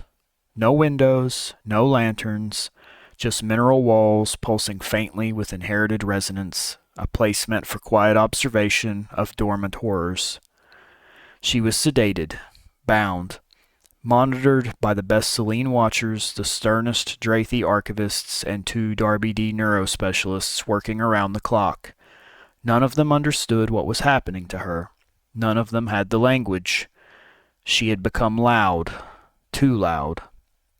Her pulse had split into a dual rhythm, syncing intermittently with resonance fluctuations recorded across 3 continents. Her dreams bled through her waking consciousness. Her whispers were mother tongue fragments operating at frequencies that triggered nausea in anyone within 20 feet. She wasn't stable. She wasn't safe. But she wasn't deteriorating. She was changing. And on the 6th night of isolation, the change reached its 3rd stage, the 3rd contact event. It began with quiet. Not sleep, not sedation, not exhaustion. Silence. Absolute and crushing, like the air itself had forgotten to vibrate. Every monitor flatlined simultaneously, not in death, but in unity. Raina opened her eyes. The glow returned, soft, lambent, but unmistakably wrong, a color no human eye had evolved to perceive. A Selene watcher stepped forward, whispering her name, and immediately collapsed, hands pressed to her ears. The sound that had stunned her was too low for microphones to register, but it hit the room like pressure in the bones. Drathi archivists recognized it instantly. It was not a human sound, not even an Atavus sound. It was proto-resonance, the precursor substrate of the mother tongue. Reyna sat upright, restraints snapping as though made of twine. She did not blink, she did not speak. She simply stared at the far wall, her pupils widening until they swallowed the glow. The air changed, and then she shifted. Every witness described it differently afterward. Darby D said her outline blurred as though refracted through heat. Selene operatives insisted she was in two places at once. Drathi archivists, who had seen deeper horrors, simply described it as a doubling. One Reyna remained on the bed, but another, a silhouette of her made of dim red light, stepped forward. Not a ghost, not a hallucination.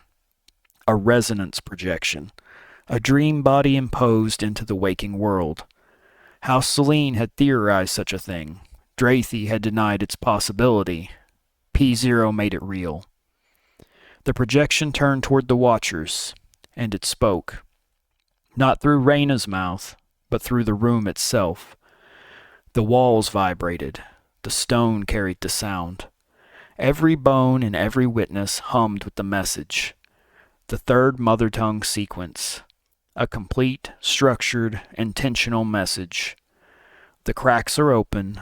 The sealed blood stirs. My memory returns to its vessels. Reyna's physical body convulsed, but her projection continued speaking. You will bear the new lines. You will carry the first signal. The forgotten children come home. The projection stepped closer, her eyes levels of brightness beyond the first two contacts. And then P0 spoke the phrase that terrified even Drathi. The threshold is no longer ahead. It is behind you. The projection collapsed into her body like a shadow returning at the end of day. Reyna screamed, not in fear, not in pain, but in some unknowable emotion that shook the stone vault and made every observer's nose bleed.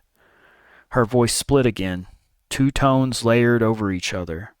Inhuman resonance imposed over human anatomy.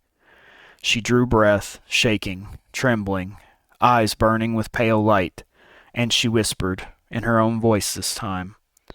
She showed me the next step. Drathi froze. Selene went silent. Darby D leaned in, terrified and fascinated. Reyna turned her head slowly, as though listening to something only she could hear. She's not calling anymore, she whispered. She's arranging us. Then her pulse shifted again. A new rhythm, one that didn't match any recorded Atavus pattern. A third heartbeat signature. The room backed away from her. She smiled. Not with joy, not with malice, with recognition. She's almost here. Defense Applied Recombination Biology Division, Darby D, Joint Oversight, Shadow Concord. Clearance, Obsidian. Document status, retroactive analysis.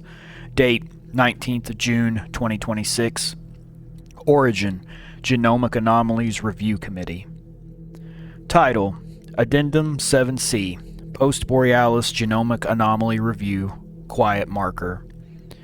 Reference events, Project Borealis, Containment Breach, P0 Escape and Subsequent Resonance Emergence, Pre-Resonant Anomalous Incident Archive, 2019 to 2025.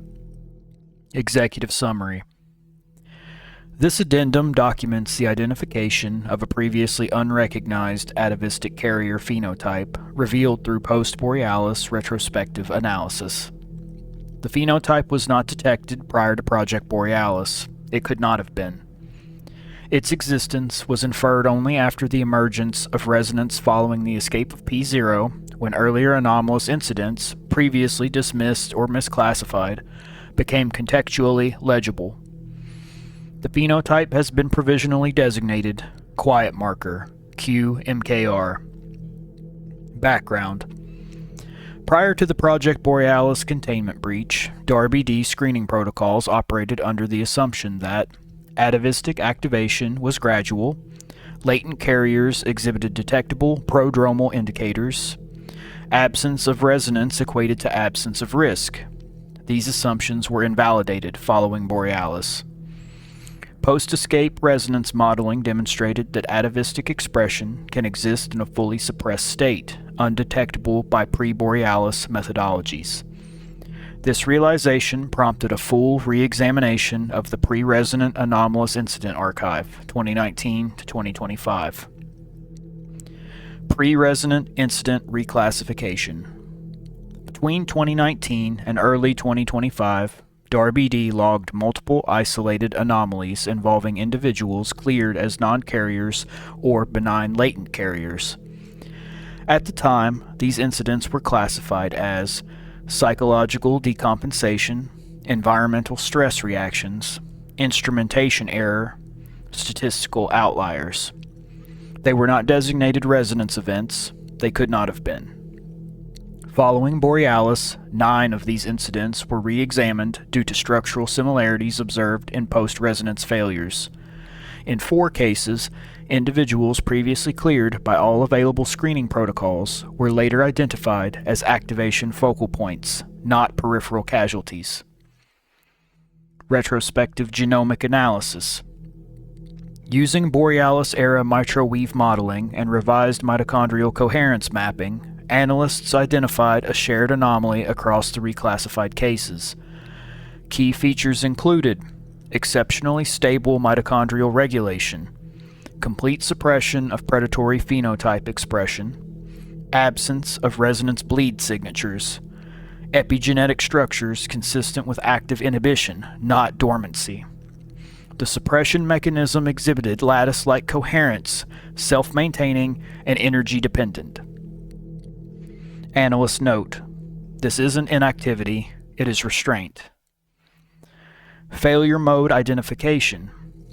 When suppression failed, failure was sudden, global, irreversible.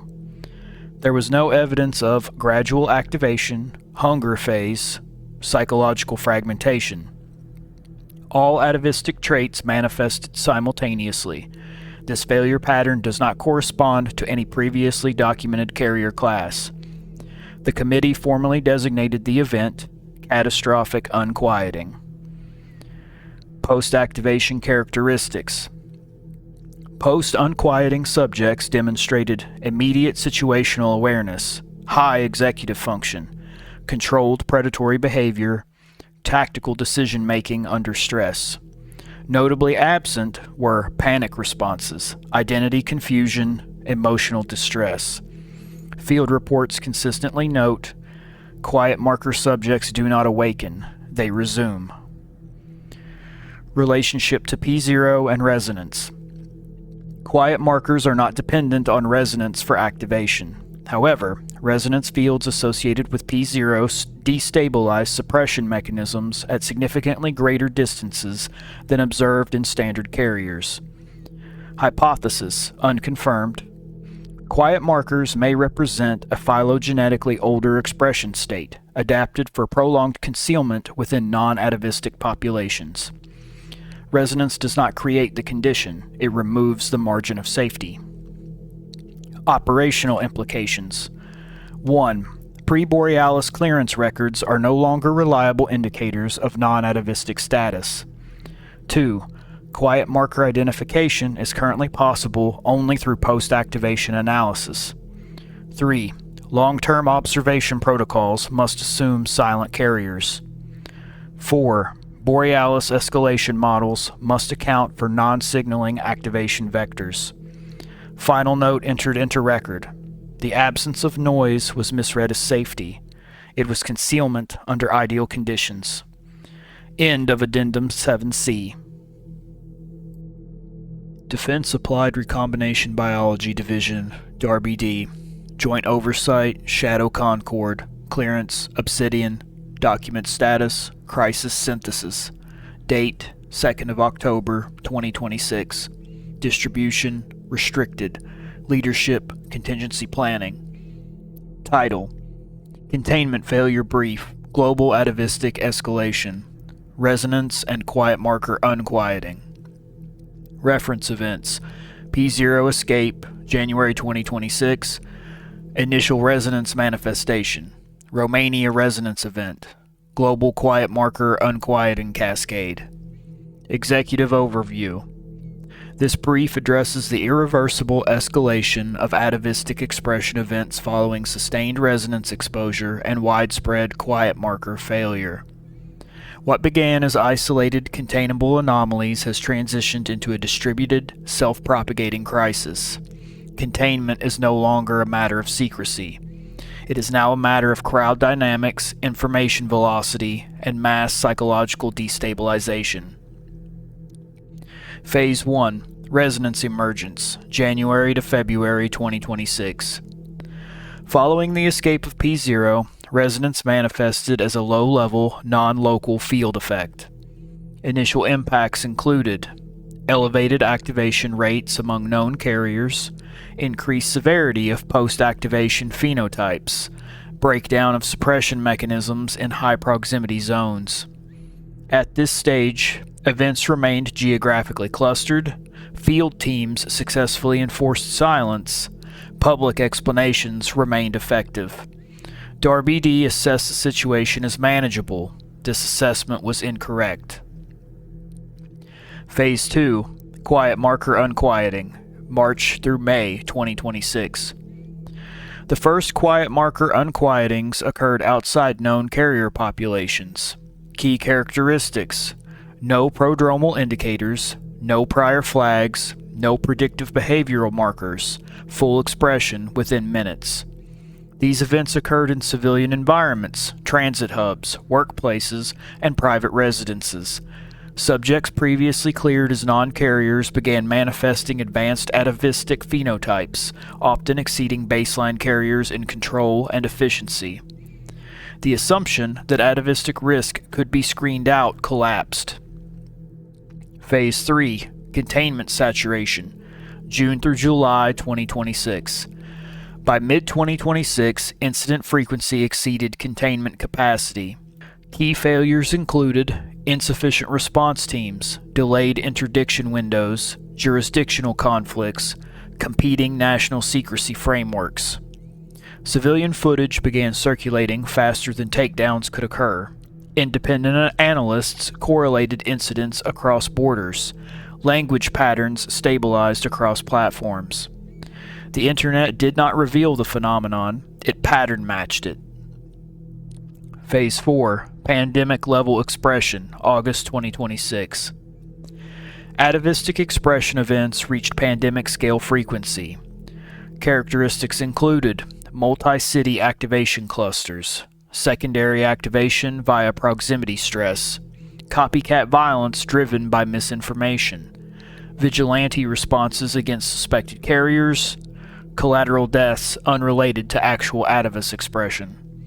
Quiet markers were disproportionately represented among high-impact incidents. These events were filmed, live-streamed, and occurred in crowded public spaces. They could not be plausibly reframed. Failure of obscuration.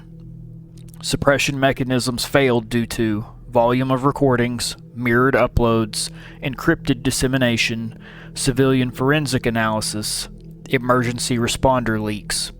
Censorship attempts accelerated distrust. Public psychological response. Observed reactions include mythologization, religious and apocalyptic framing, false symptom identification, violence against innocents, population movement away from hot zones. The public no longer asks if something is happening, they ask how long it has been hidden. Government realization. By late August 2026, multiple governments independently concluded, this is not terrorism, this is not mass psychosis, this is not containable through secrecy. This is a biological atavistic emergence event at civilizational scale.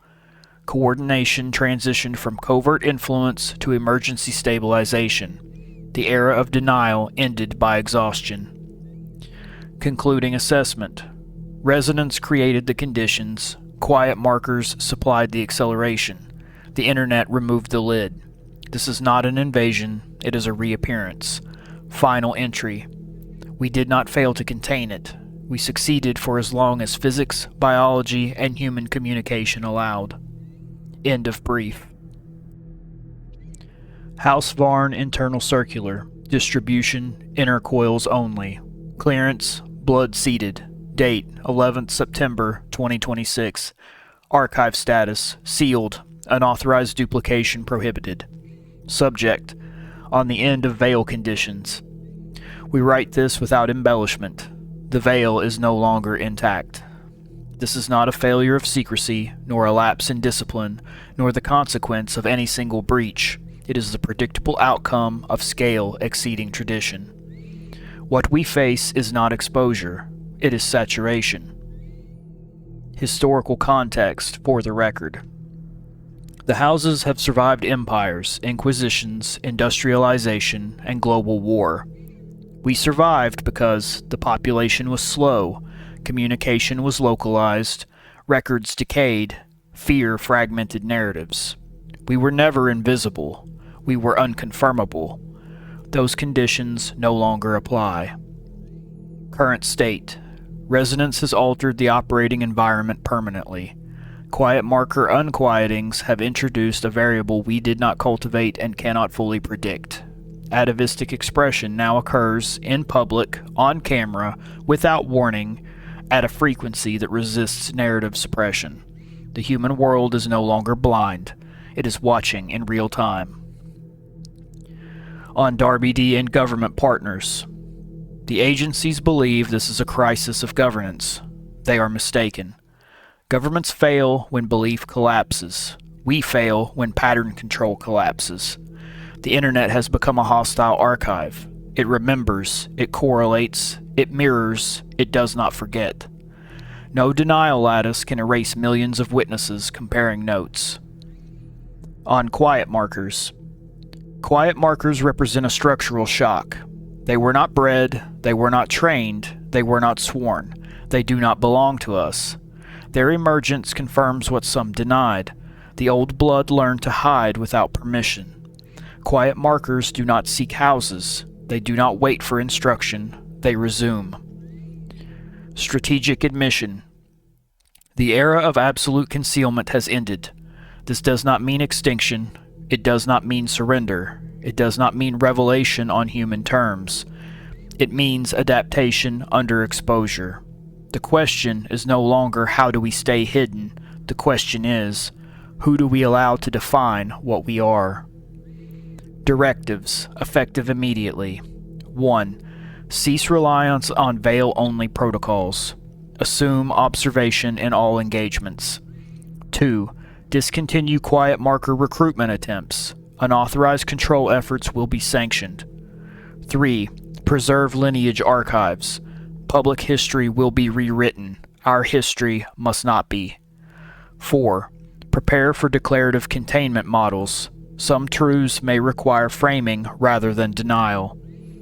5. Remember this. Humans fear what they can name. They destroy what they believe they understand. Final entry, unsigned. We were kings of the dark because darkness was empty. It is no longer empty. If the world must learn that predators exist, we will ensure it learns which predators endure. End circular. At first, people thought the worst part was the violence. The videos were bad enough. Grainy phone footage of impossible strength, of men and women moving too fast, of eyes reflecting light wrong, of blood where blood should not be. Those clips spread like any disaster footage did. Shared, argued over, denied, replayed until numbness set in. But violence was familiar.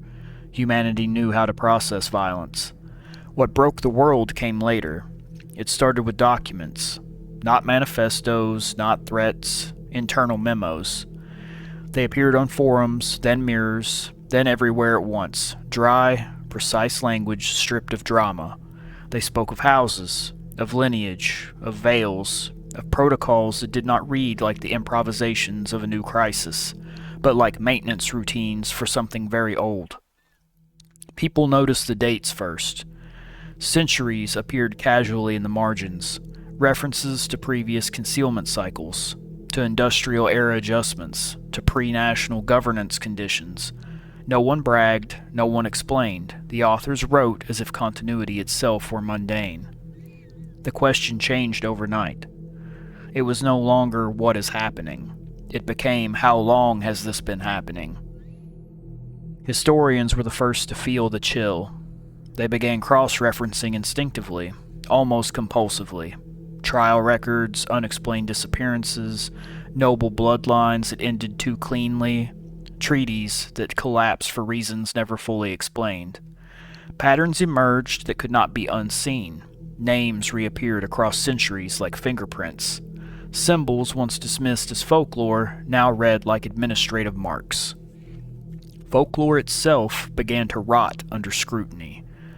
Stories about monsters no longer looked like superstition. They looked like leaks, corrupted eyewitness accounts filtered through fear and religion and time. The Atavus were no longer framed as creatures. They were framed as institutions. Governments tried to speak. Press conferences were held. Carefully neutral terms were floated. Non-human actors, biological minorities, pre-modern survival populations. None of it held. Language designed to soothe collapsed under its own weight. Because one fact could not be negotiated. You do not survive this long by accident. If the Atavus had endured empires, inquisitions, industrialization, world wars, then they had not merely hidden, they had participated.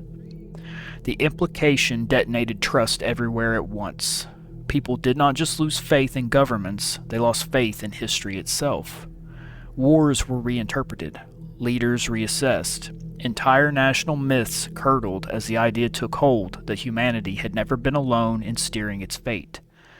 And no one could say where human influence ended and something else began. Online, the fracture became visible. The internet did what it always did. It sorted fear into tribes. Some called for coexistence, arguing that survival proved legitimacy. Others demanded extermination, framing the Atavus as parasites who had stolen the human story. Religious movements splintered overnight, scripture rewritten in comment sections and live-stream sermons. Millions claimed they had always known, clinging to prophecy as proof they had not been fooled. The most dangerous were the betrayed. They saw conspiracy everywhere. Bloodlines became suspect. Family trees were interrogated. Old photographs were scrutinized for faces that appeared too often across generations. Innocents were accused, some were killed. Ironically, true Atavus incidents declined in certain regions. Not because the threat had passed, but because humans had turned on one another first. Panic no longer needed monsters to feed it. The breaking point came quietly. Not with a new attack, not with a declaration. It came with a sentence that spread without attribution, passed from post to post like a whispered truth. If they were organized before we had nations, then history was never fully ours. That idea hollowed people out. The fear was no longer of death or even domination. It was the fear of irrelevance, that humanity had been a junior partner in its own civilization, never fully aware of who else had been seated at the table. The Atavus did not need to announce themselves. Their age did it for them. By the time official channels acknowledged the existence of non-human organized actors, the damage was done. The world had already learned the deeper truth. The unquietings were frightening, but they were survivable. What humanity could not survive, at least not unchanged, was the knowledge that the dark had been inhabited all along, and that the predators within it had names, rules, archives, and patience. The monsters had not arrived. They had been waiting. And now, finally, they no longer needed to hide. The emergency session was never supposed to be broadcast. That was the first mistake. The chamber filled anyway. Delegates stiff, translators pale, security layered so thick it bordered on ritual rather than protection. No flags were removed, no symbols altered. Humanity insisted on its stage. Then the lights dimmed. No one announced the speaker. The figure appeared on every screen simultaneously. Not imposing, not monstrous, not visibly inhuman. If anything, the restraint was unsettling. Neutral posture, stillness that felt practiced across centuries rather than rehearsed. When it spoke, it did not raise its voice. And every translator paused, just for a fraction of a second, before continuing. Televised address, transcript excerpt. Representatives of the human polities, we speak to you now because the conditions that once made silence useful no longer exist. You have observed us. You have named us. You have inferred what you could from fragments. This is sufficient. A murmur rippled through the chamber. The speaker did not acknowledge it. We are not an emergence. We are not an infection. We are not a collapse of your species. We are a lineage that predates your nations and has endured alongside them. The phrase alongside them landed harder than any threat. You call us Atavus. We have had other names in other centuries, spoken with more fear and less accuracy. We will not correct your myths. They served their purpose. Outside the chamber, millions watched. Comment sections froze, then flooded. The address continued without interruption. Your current crisis did not begin because we chose revelation. It began because concealment ceased to be structurally possible. Resonance did not create us. It revealed us at scale. Several delegates were already taking notes they would later deny writing. You fear that we have ruled you. This is incorrect. We have influenced, intervened, and occasionally constrained. We have also withdrawn, endured, and adapted.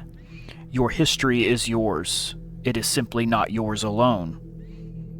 That sentence would be replayed for weeks. The speaker folded its hands, not in supplication, but in closure. You are not facing extermination, nor are you being offered salvation. You are facing coexistence under observation. A pause, deliberate. Some of you will demand war. Some will demand submission. Most will demand certainty. We offer none of these. A delegate attempted to interrupt. The feed did not cut, but the audio never reached the microphones. Understand this instead. We survived because we learned restraint before you learned governance. Those among us who failed at that lesson are the ones you have already seen. A subtle distancing, quiet marker unquietings reframed without apology. We are not united. We are not innocent. We are not leaving. The final lines were spoken slowly, carefully calibrated for translation. You have discovered that the dark was inhabited. Now you must decide whether you will respond as a species that panics or as one that adapts. The speaker inclined its head, not a bow. This address will not be repeated. We will be watching your response. The feed cut. Immediate aftermath. No applause, no shouting, no explosion, just silence, followed by the loudest panic the world had ever experienced. Markets crashed within minutes. Governments issued contradictory statements within the hour. Religious leaders split publicly on live broadcasts. Military readiness levels spiked without clear targets. But the most disturbing reaction came from civilians. Not fear, recognition. The Atavus had not sounded like invaders. They had sounded like neighbors who had finally acknowledged the fence was gone. And humanity understood, all at once, the true meaning of the second horror. The monsters were not here to conquer. They were here to stay seen. No one summoned her. That detail mattered, though many would later pretend otherwise. Summoning implied ritual, intention, consent, things that made the moment feel smaller and more human than it was. What occurred instead was closer to pressure equalizing in a sealed system that had been overfilled for too long. There were simply too many of them now. Too many awakenings, too many quiet markers resuming without lineage, without instruction, without restraint. Too many latent carriers activating into a world that no longer knew how to pretend they did not exist. The Atavus population did not grow in a way that could be governed. It fractured outward, uncontrolled. The old architecture, houses, vales, concords, had been designed for scarcity, for a few predators hidden among billions of prey. That assumption died in 2026. By the time humanity learned the Atavus were organized, the Atavus themselves were already losing control of that organization. Quiet markers resumed without warning and without guidance. They did not seek houses, they did not recognize authority. They acted with clarity, but no doctrine. Predators who remembered how to hunt, but not why to stop. Latent carriers activated en masse, pushed over the threshold by resonance fields that no longer dispersed. Violence increased, not because the Atavus were evil, but because no one was coordinating restraint. The houses attempted intervention. They failed. Not through incompetence, but through irrelevance. Lineage meant nothing to those who had never been taught it. Authority meant nothing to those whose blood had resumed before their minds could catch up. The pale convergence, the slow alignment the houses had predicted and feared, arrived as a population explosion without hierarchy. Predation without pattern. And that was the one condition the old world had never survived. Buried deep within Atavus biology, older than houses, older than memory, existed a mechanism no doctrine fully explained. Not a law, not a command, a fallback. When atavistic expression exceeds cultural containment, when resonance saturates carriers faster than lineage can train them, when quiet markers outnumber those who remember restraint, the system does not collapse, it recenters. P0 was never merely the first of her kind. She was the keystone. P0 does not experience her return as a decision. Across continents, across millions of bodies, something begins to tighten, not physically, but internally, a pressure in the blood, a subtle alignment of impulses that had been screaming out of tune. Hunger synchronizes, dreams converge, aggression dulls at the edges. Not obedience, recognition.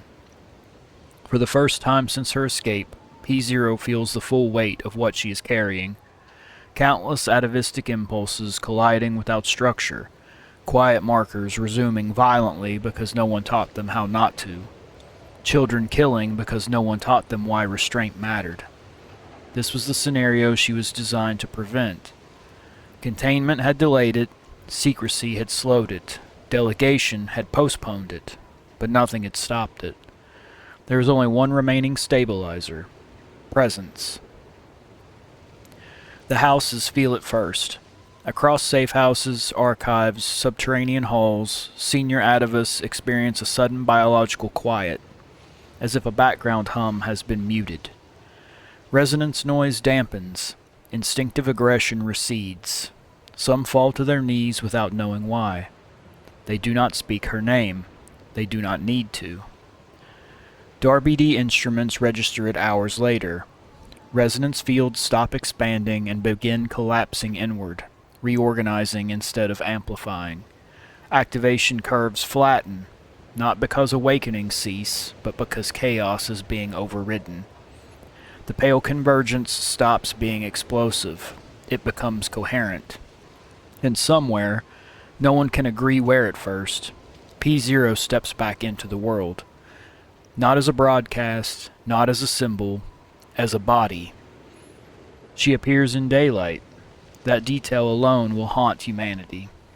No storm, no theatrics. Satellite imagery captures her crossing open ground, unhurried, unarmed, flanked by nothing but silence. Drones lose signal as they approach, not through interference, but through synchronization errors. Systems trying to resolve a pattern too stable to triangulate. She does not hide. She does not rush.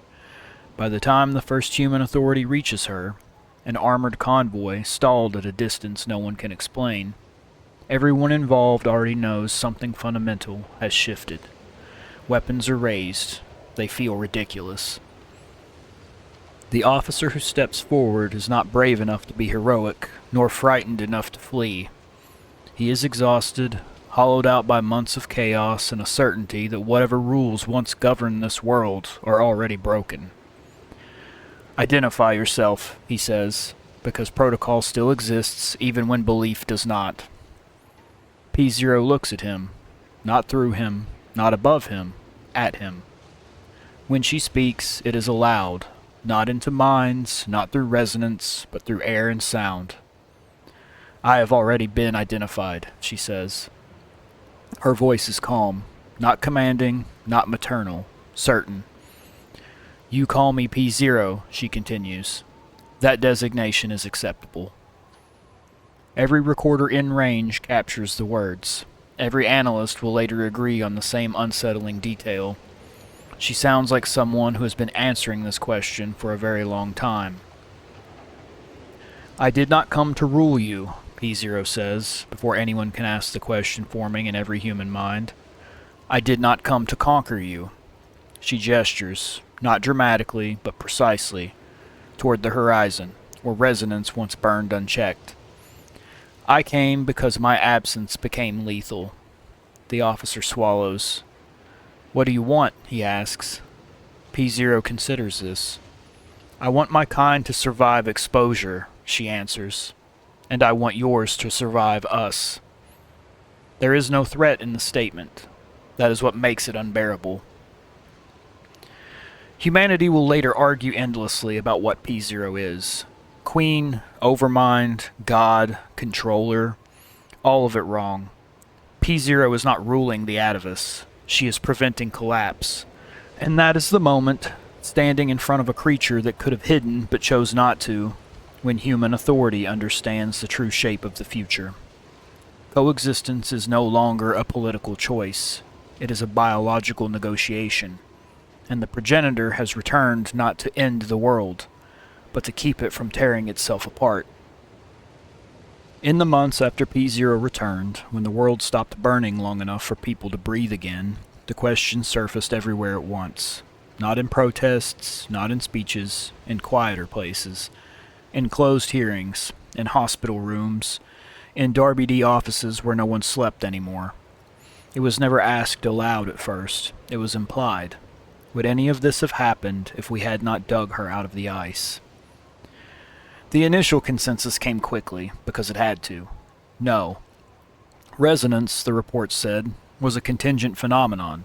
P0's extraction destabilized a system that had reached a long, unnatural equilibrium. The quiet markers, once inert, failed only when resonance fields stripped away suppression. This version was clean, comforting. It framed the disaster as a single catastrophic error, a dig site, a breach, a decision made by people with names and signatures. Humanity preferred this answer. It meant the world had broken because of one mistake, not because of something deeper. It did not survive scrutiny. Quiet markers, it turned out, predated Borealis by centuries. Historical autopsies, where records existed, showed suppression failures long before modern science had words for them. Isolated monsters, sudden massacres, entire villages erased and quietly reclassified as plagues or wars. Rare, localized, containable, but real. Latent carriers had always existed. They activated occasionally. They burned out. They were buried, mythologized, forgotten. P0 had not created the phenomenon. She had accelerated it.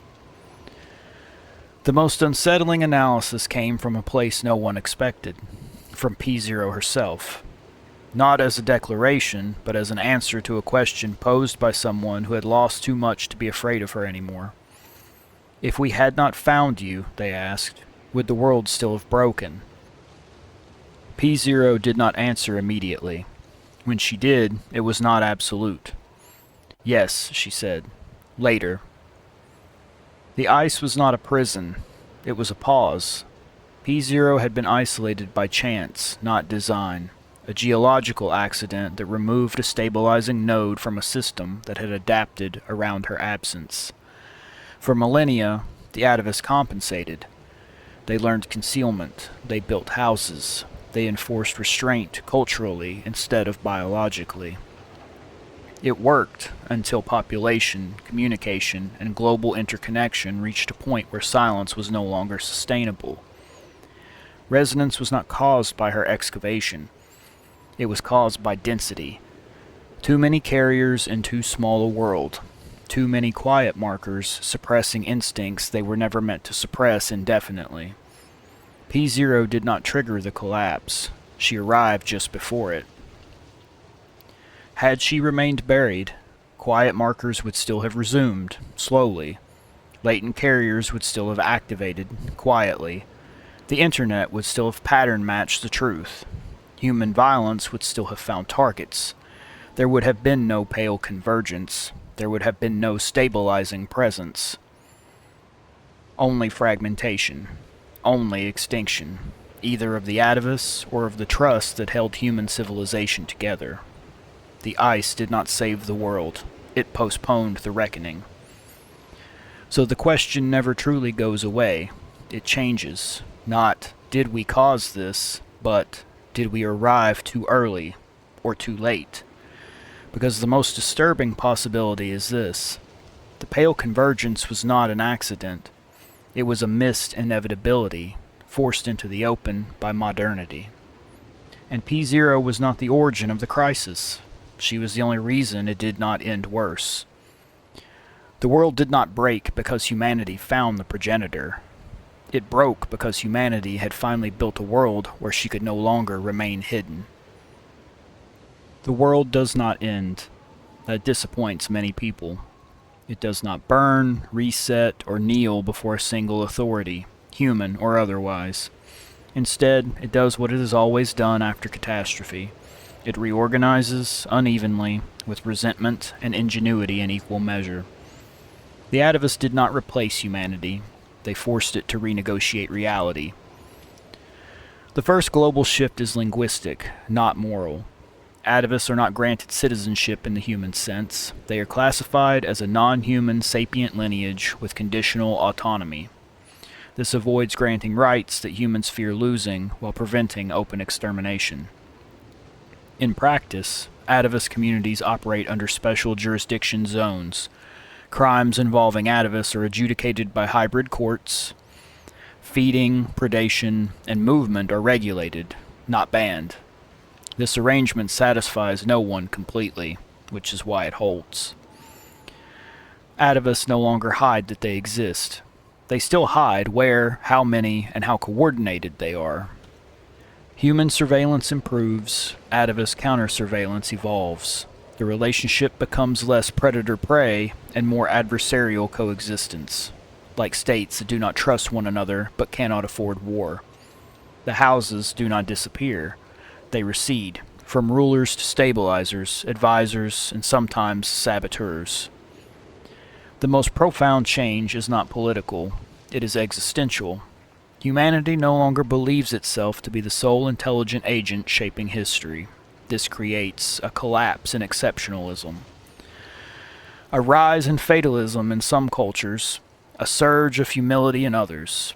New philosophies emerge that treat humanity as a dominant species, not a chosen one actor among several evolutionary outcomes.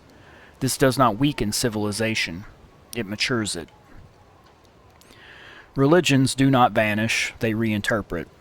Some declare the Atavus demonic, some declare them pre-Adamic, some declare them irrelevant to salvation, some quietly admit they were never prepared for neighbors. The most resilient traditions survive by downgrading certainty and emphasizing ethics over cosmology. Dogma dies faster than belief.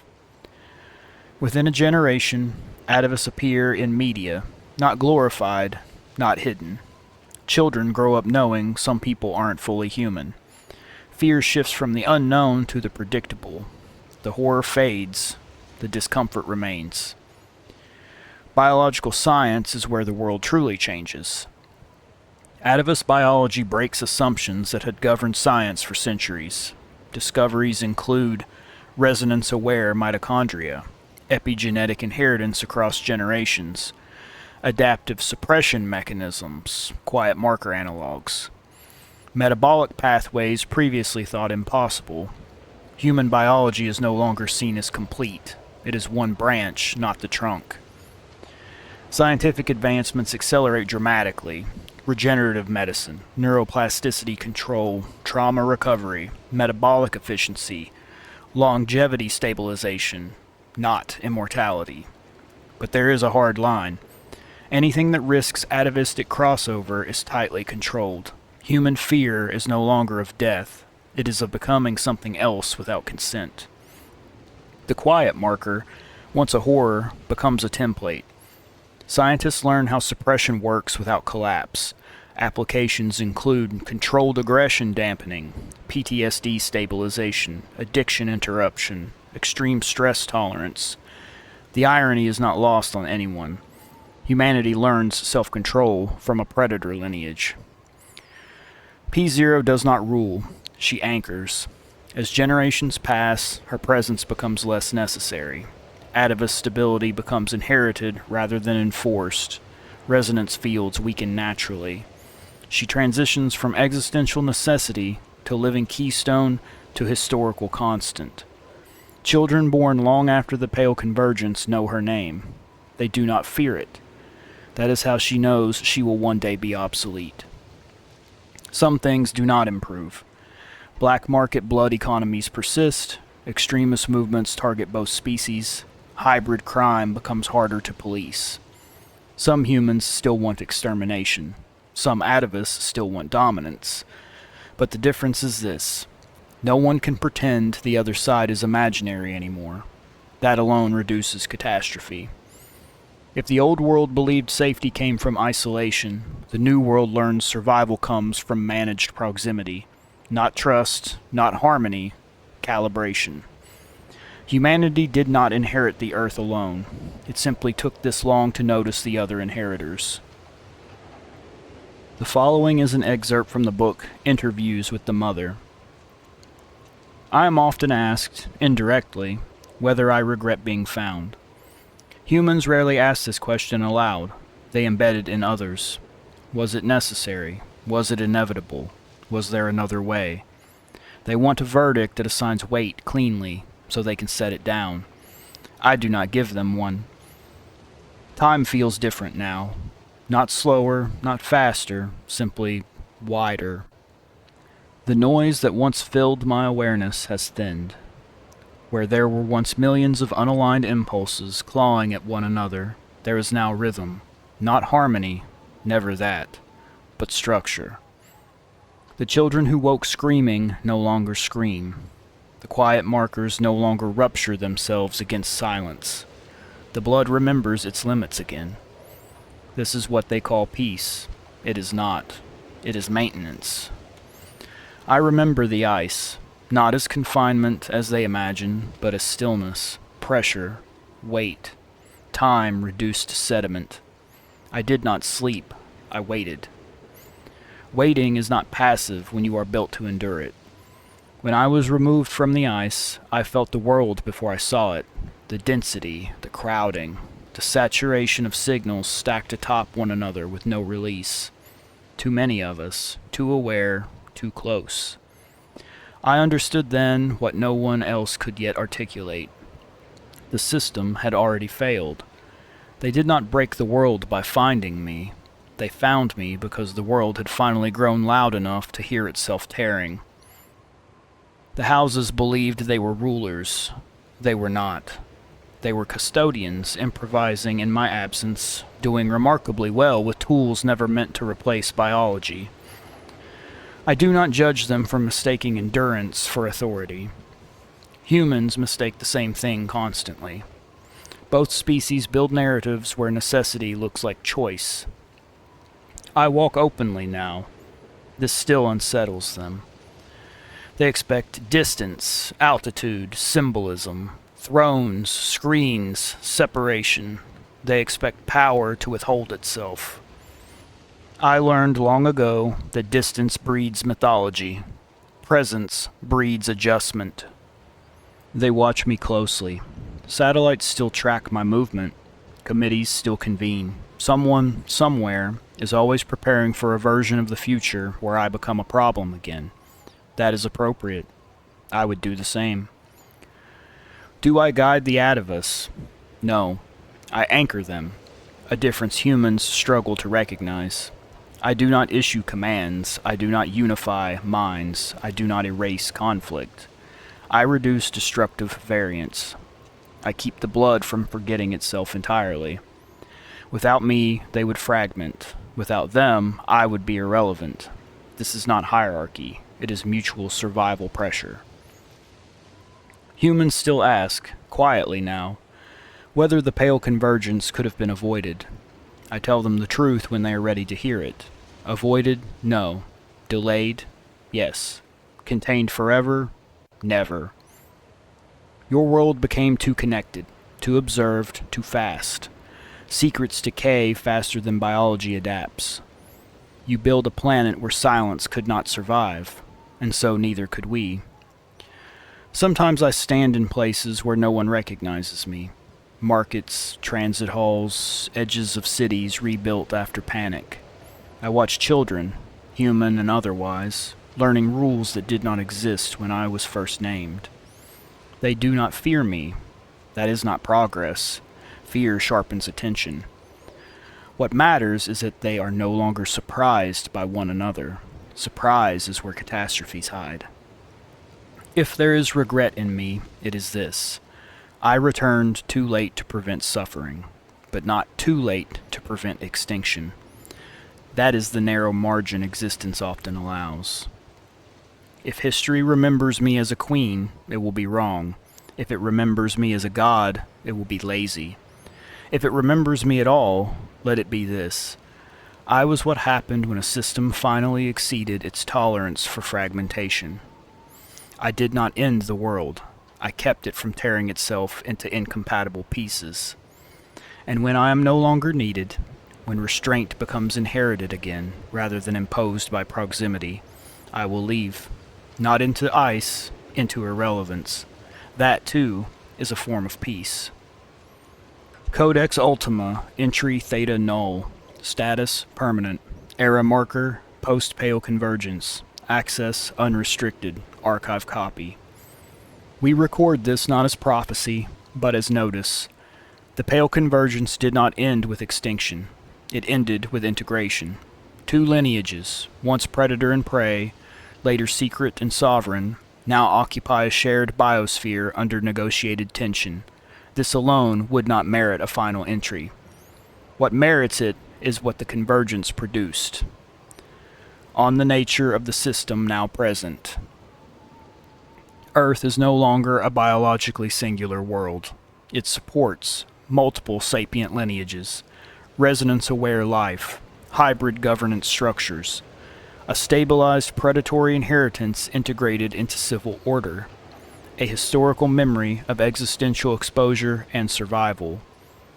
This planet has undergone sudden revelation without collapse, species-level negotiation under stress, rapid post-catastrophe adaptation, long-term equilibrium following disclosure.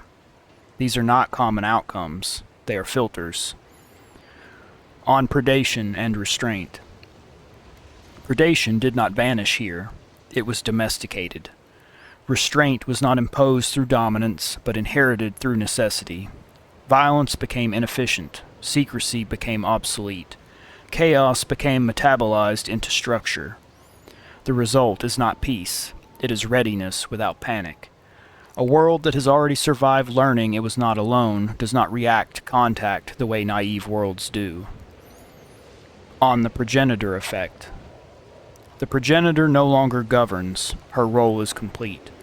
What remains is more dangerous than her presence ever was.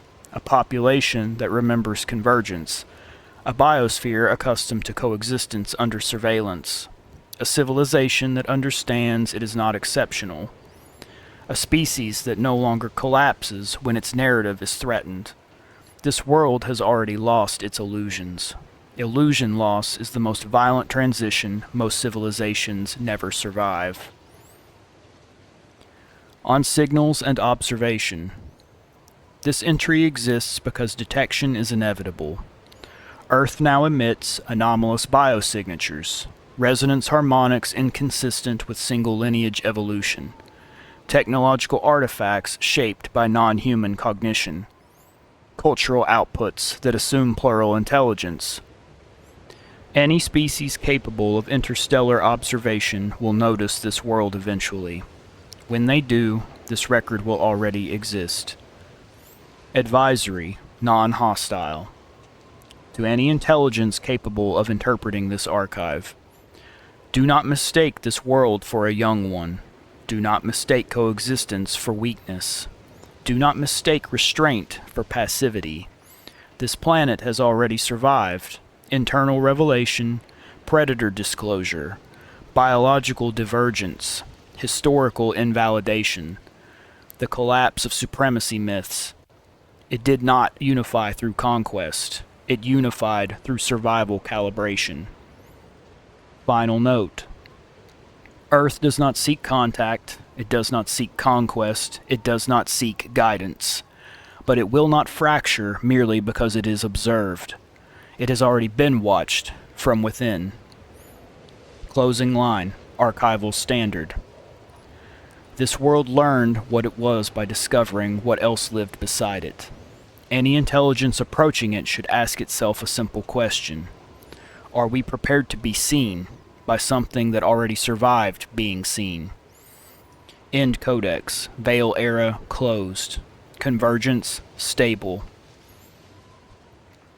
Addendum. Archival anomaly.